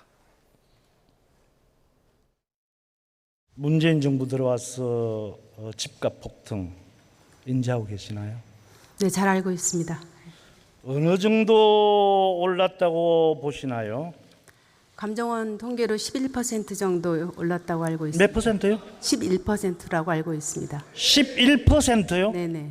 그런데 지금 문재인 정부 들어와서 연평균 과거보다 14배 이상 이렇게 부동산 가격이 폭증을 했습니다. 그건 뿐만이 아니라 다르다고 수치로 생각합니다. 따진다라고 하면은 KB국민은행 숫자로 보면 52.7%, 또 한국감정원 수치로 보면 57.6%라고 하는 부동산 가격의 폭증이 있습니다. 그거는 아마 의원님께서 말씀하시는 거는 중위 매매 가격에 대한 말씀을 하시는데요. 그렇습니다. 네. 그것을 국가 전체 통계로 보는 데에는 한계가 있기 때문에 감정원 그렇게 통계가 말을 복잡하게 국가 하실. 당시에도 좀 논란이 됐던 내용입니다. 저희가 시간이 얼마 없어서 2분 정도씩 발언 기회를 드릴 건데 길게 말씀하시면 저희가 국회처럼 마이크를 끌 수도 있습니다. 통계는 국가 자산이에요. 이 통계가 정확해야 정책도 정확하게 갈 수 있고 대한민국 미래로 갈 수가 있는 거예요. 네. 기초적인 자료조차 문제가 있으면 되겠어요? 여론조사할 때 통계 표본 뽑을 때 한 표에 한 샘플 잘못됐었을 때 당락이 왔다 갔다 하잖아요. 네. 그렇게 무서운 거예요. 그런데 지금 현재 민주당 정권에서 이 통계를 조작한 거예요. 김현미 장관이 방금 저걸 보셨는데 그 아파트 가격이 올라가는 게 11%로 발표를 했는데 국민은행의 이 주택을 내고 있는 이 통계 자료에 의해 보면 52.7%가 올랐다 그랬거든요. 예. 한국감정원은 여기는 57.6%가 올랐다 그랬어요. 40%가 넘는 차이가 지금 있는 거예요. 그러니 이거를 이제 조작을 한 거예요. 그래서 황수경 청장이 임기를 수행하고 있는데 13개월인가 남겨놨는데 이분을 갈아쳤어요. 네. 그래서 그 당시에 떠나면서 황수경 청장이 뭐라고 그러느냐, 내가 윗선의 말을 잘 듣지 않았기 때문에 이런 일을 당했다 이렇게 얘기를 했고요. 또 통계가 정치적 도구가 되지 않도록 심혈을 기울여 왔다라고 하면서 떠나면서 울먹이면서 얘기한 분이 말 듣지 않고 통계의 원칙을 지키려고 했었던 황수경 청장이에요. 예. 이런 것들이 지금 예를 들면 소득주 성장, 아파트, 부동산 모든 곳에 지금 다 이게 조작됐다는 거 아닙니까? 예. 그러니까 있을 수 없는 이런 거야말로 국가 파괴 행위입니다. 예. 확정된 건 아니고 감사 중이라는 말씀 드리겠습니다. 예. 감사 중이니까. 예. 예. 대한민국 수준에서 국가 통계를 조작을 한다? 이게 가능하겠습니까? 가능하지도 않죠. 가능하지 않을 뿐만 아니고 해서도 안 되는 것이죠. 있을 수도 없는 일입니다. 이것은 말이 안 되는 겁니다. 예를 들면 우리가 부동산 통계와 관련해 가지고 여러 가지 통계가 있습니다. 네. 바라보는 관점, 시기, 그다음에 샘플링 어떻게 하는지 전부 다 틀립니다. 네. 조금 전에 김현미 장관은 이제 중위 매매 가격을 이야기를 하던데 저것에 따라서 틀리기도 하고 또 시세를 주도하는 아파트끼리 모아가지고 하는 거 틀리고 전부 다 틀립니다. 그렇기 때문에 어떤 단계에서 어떤 통계를 가지고 왔느냐에 따라서 서로 다른 시각차가 존재하는 것이지 네. 그걸 가지고 통계를 조작했다라고 이야기를 하면 그것은 말이 안 됩니다. 그리고 감사원이 자꾸만 왜 이런 일에 계속해서 매달려가지고 해야 될 일이 지금 차고 넘치고 산더미처럼 쌓여 있는데 이런 불필요한 일들에 자꾸만 매몰이 되는지 저는 이해를 할 수 없다라는 말씀을 드리고 국가 통계가 왜곡이 됐다면 당장 저부터 머리띠 묻겠습니다. 말이 안 되는 겁니다. 말이 안 되는 네. 그런 말씀을 가지고서 자꾸만 정쟁의 가지수를 늘려나가는 그런 국가 경영은 좀 하지 않았으면 알겠습니다. 좋겠다. 특히 감사원 예. 좀 조심하셔야 된다. 마지막으로 얘기를 하면은 네. 그런 감사원을 그러시면 감사원에서 해명을 하면 됩니다. 네. 과학적인 근거를 제시하면 되는 거예요. 그걸 하지 아니하고 감사원 보고 자꾸 이 정치적 중립을 훼손했다. 네. 정치 보복을 하고 있다. 이렇게 얘기를 하시는데 그러면 그 당시에 담당자들이 가가지고 왜 이랬는지 정확하게 해명하면 되는 건데 그걸 안 하고 지금 현재 정치 보복을 했다고 그러니까 제가 받아들일 수가 없는 그러니까 거죠. 감사원이 예. 지금 날 새는 줄 모르고 이게 이 허구한 날 지금 저러고 있는 겁니다. 이게 정권 바뀌었을 뿐인데 해양경찰청, 외교부, 국정원, 통일부 이번에는 또 저 국토교통부까지 입장 다 바꿔가지고 저런 식으로 아니 그렇게 할 일이 없습니까? 예. 참 이게 답답하다는 말씀을 드리도록 풀샷이 하겠습니다. 잡혀있죠. 끝내달라는 시도입니다. 예. 오늘 두 분 말씀 잘 들었습니다. 예, 감사합니다. 고맙습니다.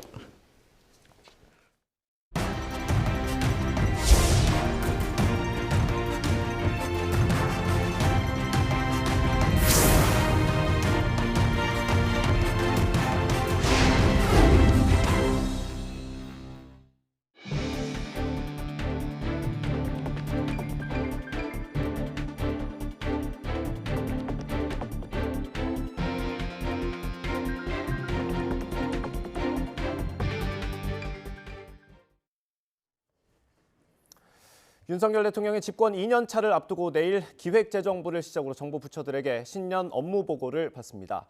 기재부 업무 보고는 제12차 비상경제민생회의와 국민경제자문회의를 겸해 열리며 향후 거시경제 전망과 핵심 정책 등 내년도 경제정책 방향을 발표할 걸로 보입니다.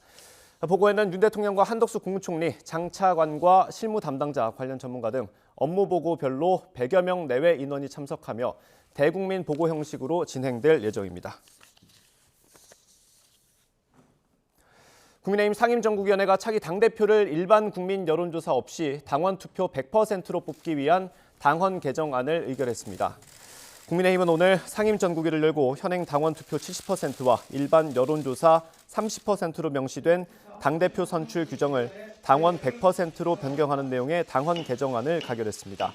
여기에 최다 득표자 득표율이 50%를 넘지 않으면 1, 2위 득표자를 대상으로 다시 투표하는 결선 투표제와 함께 역선택 방지 조항 도입도 확정됐습니다. 국민의힘이 내년부터 크리스마스와 석가탄신일도 대체 공휴일로 지정해달라고 정부에 요청했습니다. 주호영 원내대표 발언 들어보겠습니다.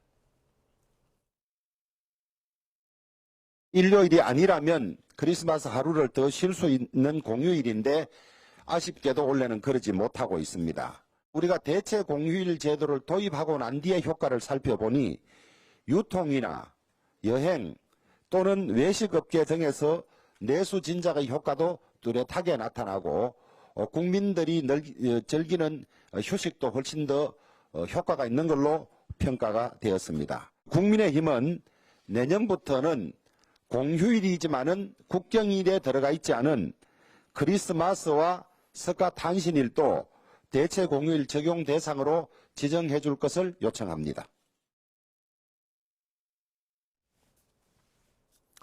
내년 설 승차권 예매가 오늘부터 오는 22일까지 온라인과 전화 등 100% 비대면 방식으로 이루어집니다. 코레일은 오늘 오전 9시부터 오후 3시까지 만 65세 이상 고령자와 장애인 복지법상 등록 장애인만 전화 또는 온라인으로 승차권을 예매할 수 있다고 밝혔습니다. 예매 대상은 내년 1월 20일에서 24일에 운행하는 KTX, ITX 새마을, 무궁화호 열차 등이며 1인당 1회 왕복 12장까지 구매할 수 있습니다. 내일과 모레는 오전 7시부터 오후 1시까지 경로 장애인을 포함한 모든 국민이 PC나 모바일 앱인 코레일톡 등 온라인으로 예매할 수 있습니다. 추경호 부총리가 이달 말에 폐지되는 30인 미만 사업장에 대한 추가 연장 근로제 연장을 촉구하고 나섰습니다. 추 부총리는 오늘 이정식 고용노동부 장관과 이영 중소벤처기업부 장관과 함께 추가 연장 근로 일몰 연장 법안을 올해 안으로 국회에서 통과시켜달라고 호소했습니다. 추가 연장 근로제가 예정대로 연말에 종료된다면 중소기업과 소상공인이 인력난으로 극심한 고통을 겪게 될 거라며 법안 통과를 거듭 요청했습니다. 벌꿀 제품에 넣으면 안 되는 액상과당을 섞은 제품을 만들어서 판매한 식품업체가 적발됐습니다. 식품의약품안전처는 충남 공주에 있는 A농산 대표 이모 씨를 식품위생법을 위반한 혐의로 구속해 검찰에 송치하고 해당 업체에 대해서는 행정처분을 요청했습니다. 이 씨는 지난 3년여 동안 양봉 농가 등에서 산 벌꿀의 구입 원가가 벌꿀의 10분의 1 이하로 저렴한 액상과당을 섞은 뒤 소분 포장해 유통업체 등 20여 곳에 227톤 14억 5천만 원어치를 판매한 걸로 확인됐습니다. 이 씨는 제품을 불법 제조하면서 마치 천연 벌꿀 제품인 것처럼 보이도록 벌꿀 100%로 표시해 판매한 걸로 나타났습니다. 국토교통부는 전세 사기 의심 거래 106건을 사기와 공인중개사법 위반 혐의로 경찰에 수사를 의뢰했습니다. 지난 9월부터 11월까지 전세 피해 지원센터에 접수된 사례 687건 가운데 피해자가 여러 명이거나 공모가 의심되는 건을 1차로 선별했다고 국토부는 밝혔습니다. 연루된 법인은 10개, 혐의자는 42명이고 주택 천여 채를 보유한 채 숨진 임대사업자 관련 사건도 16건이 포함됐습니다.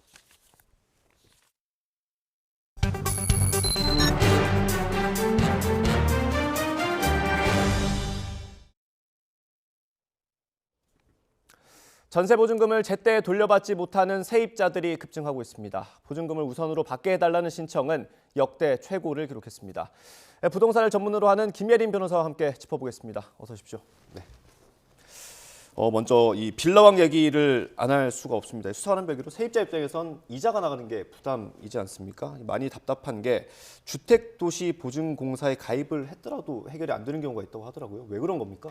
이게 보증보험에 가입을 하더라도 보증보험상의 약관이나 뭐 이런 요건들을 충족을 하지 못하면 또 돌려받기 어려운 경우들도 있고요. 네. 그리고 보증보험 자체적으로도 사실 이런 경우를 또 걸러낼 수 있는 장치들이 좀 부족하다 보니까 자꾸 이런 문제들이 좀 재발을 하는 것 같습니다. 이게 어쨌든 숨진 이 김모 씨죠. 빌라왕이 이 재산을 상속할 수 있는 사람이 나와야만 되는 거죠? 그렇죠. 그런데 지금으로서는 사실은 상속 등기까지도 시간이 걸리고 이제 상속인들도 상속 포기를 할 가능성이 높기 때문에 좀 전세 보증금을 돌려받기까지는 시간이 많이 걸릴 수 있다라고. 지금 뭐 체납된액이 60억 정도라고 하니까 상속받을 사람이 나올 것 같진 않은데 그럼 최종적으로 만약에 아무도 상속받지 않는다 그러면 어떻게 됩니까? 상속 포기가 이루어지면 사실은 이거는 이제 그 전세 보증금을 변제받으실 분들이 대위 등기를 하셔서 이제 뭐 하시거나 아니면 재산 관리는 선임해서 경매에 넣을 수가 있기는 하거든요. 그렇게 되면 이제 결국에 경매 절차로 나아가서 거기서 이제 낙찰이 되면 그 낙찰 대금에서 배당을 받으시는 거죠.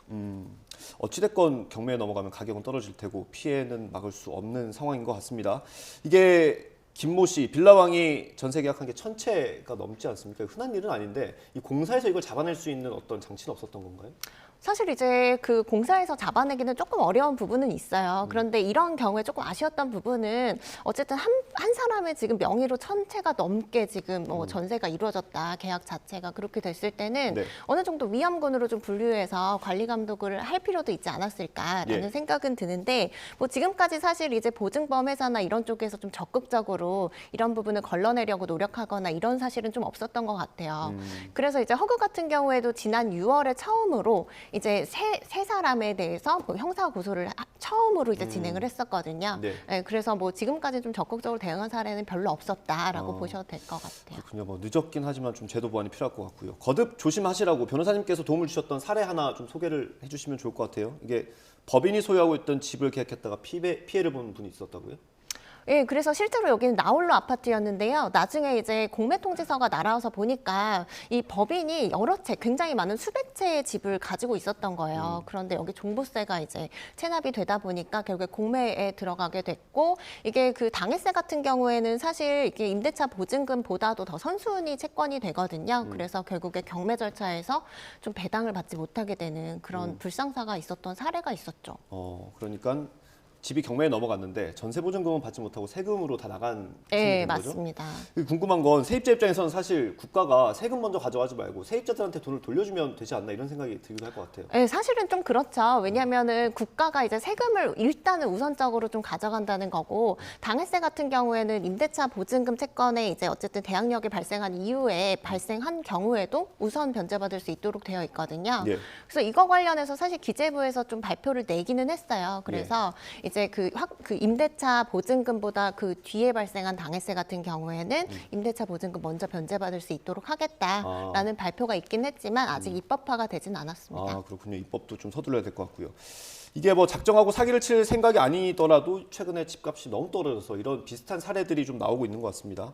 임차권 등기 명령이라는 게 있더라고요. 이게 최대를 기록했다고 하는데 이거 개념부터 좀 설명을 해주시면 좋을 것 같아요. 일단은 이제 그 임대차 보증금의 대항력과 우선 변제권을 갖추시려면 전입신고하시고 주택 이제 인도받아서 점유하시면서 확정일자 받으시면 되거든요. 네. 근데 이제 부득이 임대차 종료됐음에도 임대차 보증금 돌려받지 못한 상황에서 이사를 또 하셔야 되면 이런 대항력을 상실할 수 있는 문제가 있어요. 네. 그렇기 때문에 이때 임차권 등기 명령 신청을 하셔가지고 이 등기를 하고 이전을 하시면 그러면 이제 대항력이 그대로 유지되는 장점이 있는 제도죠. 내가 이사를 갔지만 이 집에 살고 있다는 거를 어떤 네. 확정을 해주는 그런 효과인 거죠? 예, 맞습니다. 네. 세입자가 그러면 이건 어떤 상황일 때 이런 걸 신청을 하게 되는 겁니까? 일단 이제 점유를 좀 이제 이전할 필요가 있을 때, 예를 들어서 뭐 새 아파트를 분양받아서 반드시 이사를 하셔야 된다거나, 아니면은 뭐 학교 문제로 아이 학교 문제로 이사를 하셔야 된다거나, 뭐 이런 사정이 있을 때 활용하실 수 있는 제도인 거죠. 그러니까 내가 이사를 가지만 이 집에 살고 있다는 거를 증명해주는 그런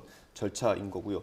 사실 이게 법원에 신청하는 거라서 뭐 준비할 게 좀 많을 수 있겠다라는 생각이 들기도 하는데 어떻습니까? 과정이 어렵나요? 사실 이게 전문가가 아닌 입장에서는 좀 하시기 어려울 수는 있는데요. 요즘에는 사실 뭐 전자소송이나 이런 것들이 너무 잘 되어 있어요. 그래서 충분히 혼자서도 진행을 하실 수 있고 기본적으로 임대차 계약서라던가 뭐 임대차 보증금 이제 납부한 내역서라던가 이런 거 첨부하셔서 신청하시면 돼요. 변호사님 도움 없이도 할 수 있습니까? 네, 충분히 하실 수 있습니다. 그렇습니까? 저도 네. 한번 해보겠습니다. 이게 그러면 이 절차를 밟으면 못 받은 돈을 당장 받을 수 있습니까? 그렇진 않고요. 이거는 이제 대항력과 우선 변제권을 이제 확보를 해주는 절차라고 보시면 되고 결국에 임대차 보증금 받지 못하면 판결 받아서 경매나 뭐 이런 강제 집행하셔야 되거든요. 그런데 여기에 굉장히 소요되는 기간이 길 수밖에 없는 거죠. 이것도 그러면 과정 중에 하나인 거네요, 사실. 네, 맞습니다. 이게 사실 집 구하는 것 자체가 스트레스인데 이런 법적인 분쟁까지 가면 머리가 더 아파질 수밖에 없을 것 같습니다. 이게 세입자가 뭐 경찰이나 법원에 가기 전에 좀 이렇게 예방할 수 있는 방법 소개를 좀 해주실까요? 사실 이제 전세 제도가 존재하는 한 언제든지 이제 전세 계약이 만료됐을 때 임대차 보증금 돌려받지 못하는 문제는 발생할 수 있겠죠. 그런데 이제 미리미리 좀 계약 체결하실 때 좀 꼼꼼하게 보시면 좋을 것 같아요. 네. 그래서 일단은 시세, 주변 시세를 좀 잘 확인을 하셔야 될 것 같고요. 이런 빌라 같은 것들은 거래가 빈번하게 안 되기 때문에 사실 시세를 좀 파악하기가 어려운 부분들이 있거든요. 네. 그래서 이런 걸 최대한 파악하려고 좀 노력을 하시고 가장 이제 문제가 많이 되는 건 세금 체납 문제거든요. 네. 그래서 미리 국세나 지방세 완납 증명서 이런 것들도 좀 요구해서 받아보시면 좋을 것 같고요. 그리고 이제 가장 기본적인 거는 이제 임대차 계약을 체결하고 입주를 하셨다라고 하면 대항력을 갖출 수 있는 이제 확정일자 받고 전입신고하고 이런 절차들을 꼭 하셔야겠죠. 이 대항력이라는 말이 좀 어려울 수 있어서 내 권리를 주장할 수 있는 뭐 그런 용도로. 임대차는 사실 이제 임대차 계약 같은 경우에는 등기를 하지 않아도 등기와 같은 효력을 이제 얻을 수가 있거든요. 그래서 이제 전입신고하시고 주택을 인도받고 확정일자 받으시면 예. 대항력과 우선 변제권이 이제 생기는 거죠.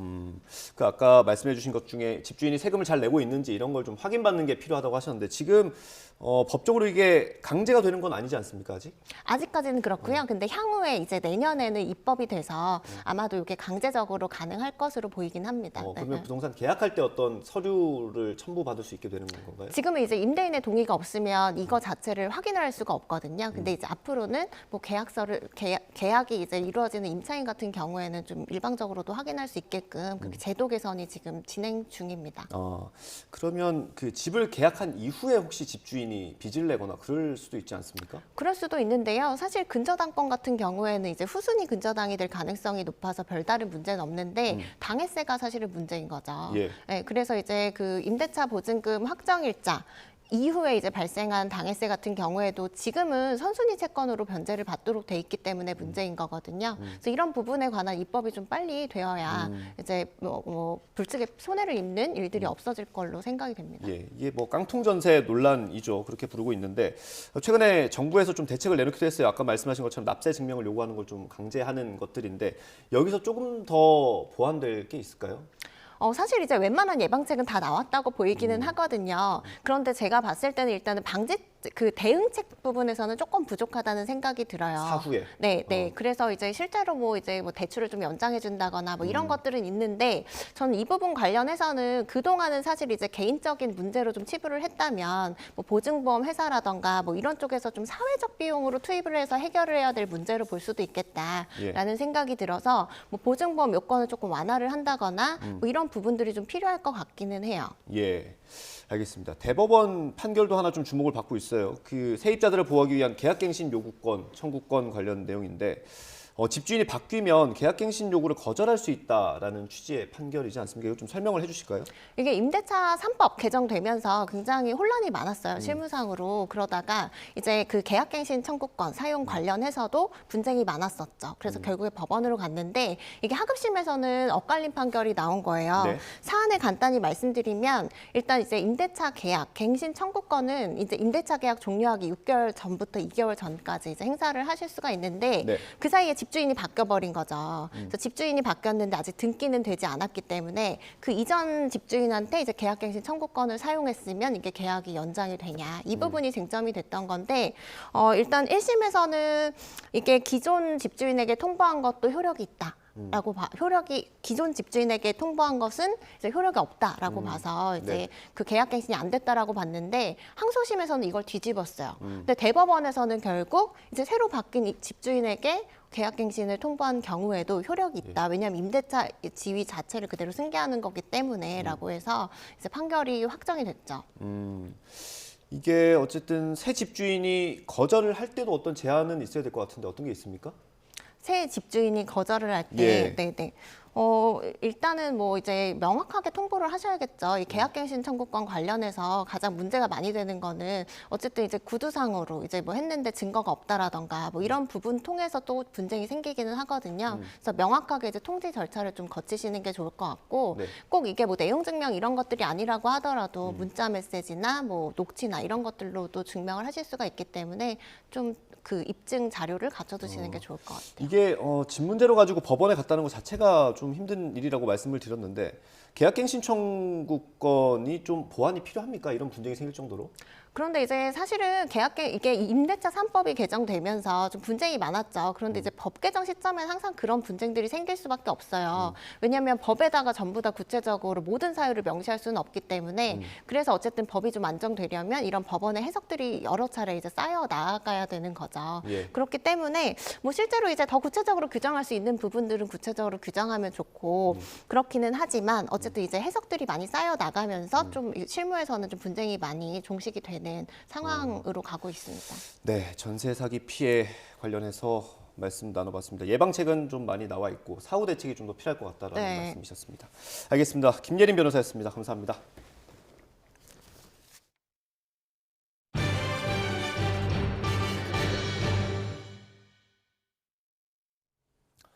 지난주 일본이 안보 정책의 대전환이 된 반격 능력 보유를 결정한 뒤 기시다 내각 지지율이 추락하고 있습니다. 세금을 많이 올려야 하는데 국민의 의견을 충분히 듣지 않았다는 반발이 거세지고 있습니다. 도쿄에서 이경화 특파원의 보도입니다. 기시다 후미오 일본 총리는 반격 능력 보유를 시작으로 방위력 강화에 5년간 약 410조 원이 필요하다고 밝혔습니다. 이를 위해 부족한 예산은 법인세와 담배세 등을 올려 마련하겠다고 설명했습니다. プロセスについて問題があったとは思っておりません。 충분히 논의했다는 총리 생각과 달리 여론은 정반대로 흐르고 있습니다. 기자회견 후 실시한 주요 언론사 조사에서 방위비 증액을 위한 세금 인상에는 반대 또는 부정평가가 70%에 가까웠습니다. 왜 이 정도 방위비가 필요하고 세금까지 올려야 하는지 정부의 충분한 설명이 없었다는 겁니다. 경제계도 문제를 지적하고 나섰습니다. 社会保障と安全保障というのは国を守り生命を守るためのものであります。ですから通常の財源から持ってくるべきであり、なぜ我々企業に法人税をお願いするか、これはちゃんと説明があるべきだなと。 세금 인상 방침은 기시다 총리가 집권 자민당에 검토를 지시한 뒤 불과 일주일 만에 나왔습니다. 岸田総理のソフトな風貌とは真逆で非常に乱暴な進め方、民主国家としてはふさわしくない進め方をしている。 국민 여론과 동떨어진 결정은 이번이 처음이 아닙니다. 지난 7월 아베 전 총리 사망 후 서둘러 국장을 발표한 뒤 기시다 총리는 여론의 거센 반발에 직면했습니다. 최근에야 겨우 하락세가 멈췄던 내각 지지율도 이번 증세 논란으로 다시 최저 수준으로 떨어졌습니다. 世論調査に選ばれた国民の皆様の声を真摯に受け止め、政府としての対応に生かしていくことが重要であると。 일본 여권은 내년 안에 증세 시기를 결정할 방침이지만 국민의 신뢰 없이 정책을 추진할 동력이 생길지 우려가 커지고 있습니다. 도쿄에서 YTN 이경아입니다. 북한 김여정 노동당 부부장이 향후 대륙간 탄도미사일 정상각도 발사를 시사했습니다. 김 부부장은 조선중앙통신을 통해 공개한 담화에서 우리 측 전문가들이 북한이 대기권 재진입 기술을 가졌는지 검증하기 위해선 정상 각도로 발사해야 한다는 지적에 대해서 곧 보면 알게 될 일이라며 이같이 말했습니다. 또 지난 18일 정찰 위성 개발을 위한 최종 단계 중요 시험을 했다는 자신들의 보도와 관련해 정찰 위성이 조악한 수준이라는 우리 측 전문가들의 지적에 대해서도 말 같지도 않다고 반발했습니다. 통일부는 북한의 반응에 대해서 일희일비하지 않고 일관된 입장으로 윤석열 정부의 비핵화 로드맵인 담대한 구상을 흔들림 없이 추진하겠다고 밝혔습니다. 통일부 당국자는 김여정 부부장의 담화에서 우리 정부의 담대한 구상을 황당한 망상이라고 비난한 데 대해 북한이 지금 해야 할 것은 도발과 위협 등이 아니라 담대한 구상에 호응하는 거라며 이같이 말했습니다. 일주일 넘게 이어졌던 한파가 누그러지고 낮 동안 활동하기 한결 수월해졌습니다. 추위가 주춤한 사이 이곳 광화문 광장에는 연말 분위기를 즐기려는 시민들로 가득한데요. 매년 이맘때 청계천에서 펼쳐지던 서울 비초롱 축제가 올해는 광화문 광장에서 더 다양하고 화려하게 돌아왔습니다. 지금 제 뒤로는 이순신 장군 동상 앞에 마치 바다를 항해하는 듯한 웅장한 거북선이 펼쳐져 있는데요. 지금은 낮 시간대여서 조명이 켜지지는 않았지만 저녁 6시부터 10시 사이에는 조명이 점등되면서 비초롱 축제의 매력을 한껏 뽐낸다고 합니다. 2022 서울 비초롱 축제는 함께하며 동행하는 빛이라는 주제로 다양한 볼거리와 즐길거리를 준비했다고 합니다. 총 4가지의 테마를 통해서 과거부터 현재까지의 역사를 특별한 조명 전시와 함께 감상하실 수 있고요. 저녁에는 광화문 광장 주변 건물 외벽에 수놓아지는 화려한 미디어 아트까지 펼쳐진다고 합니다. 이번 행사는 12월 31일까지 진행됩니다. 소중한 가족과 친구, 연인들과 함께 방문하셔서 특별하고 또 따뜻한 추억 만들어 보시는 것도 좋겠습니다. 오늘 낮부터 한파가 누그러지면서 큰 추위 걱정은 없겠습니다. 서울 낮 기온은 영상 1도, 대전 3도, 광주 7도 등 어제보다 2에서 5도가량 높겠습니다. 내일까지 추위는 주춤하겠지만 또다시 많은 눈이 예고됐습니다. 내일 새벽부터 경기 북동부와 강원 많은 곳에 15cm 이상, 서울 등 수도권과 충북, 경북 북부에도 최고 8cm의 많은 눈이 쌓이겠습니다. 내일 출근길 강한 눈이 집중되면서 교통 혼잡이 우려되고 있습니다. 내일은 되도록 대중교통을 이용해 주시는 것이 좋겠습니다. 모레부터는 다시 강력한 한파가 찾아옵니다. 특히 금요일 서울 아침 기온이 영하 14도까지 떨어지면서 또다시 올겨울 최저기온을 경신하겠는데요. 추위 속 서해안과 제주도에는 눈이 계속 이어지겠습니다. 따라서 호남과 제주도는 화이트 크리스마스 가능성이 있고요. 전국적으로 예년보다 추운 크리스마스가 예상됩니다. 추위 속에 건강 잃지 않도록 체온 조절 잘 해주시고 눈이 내리는 지역에서는 안전사고에도 각별히 유의해 주시기 바랍니다. 지금까지 광화문 광장에서 YTN 홍나슬입니다. 이상으로 뉴스앤이슈 마칩니다. 시청해주신 여러분 고맙습니다.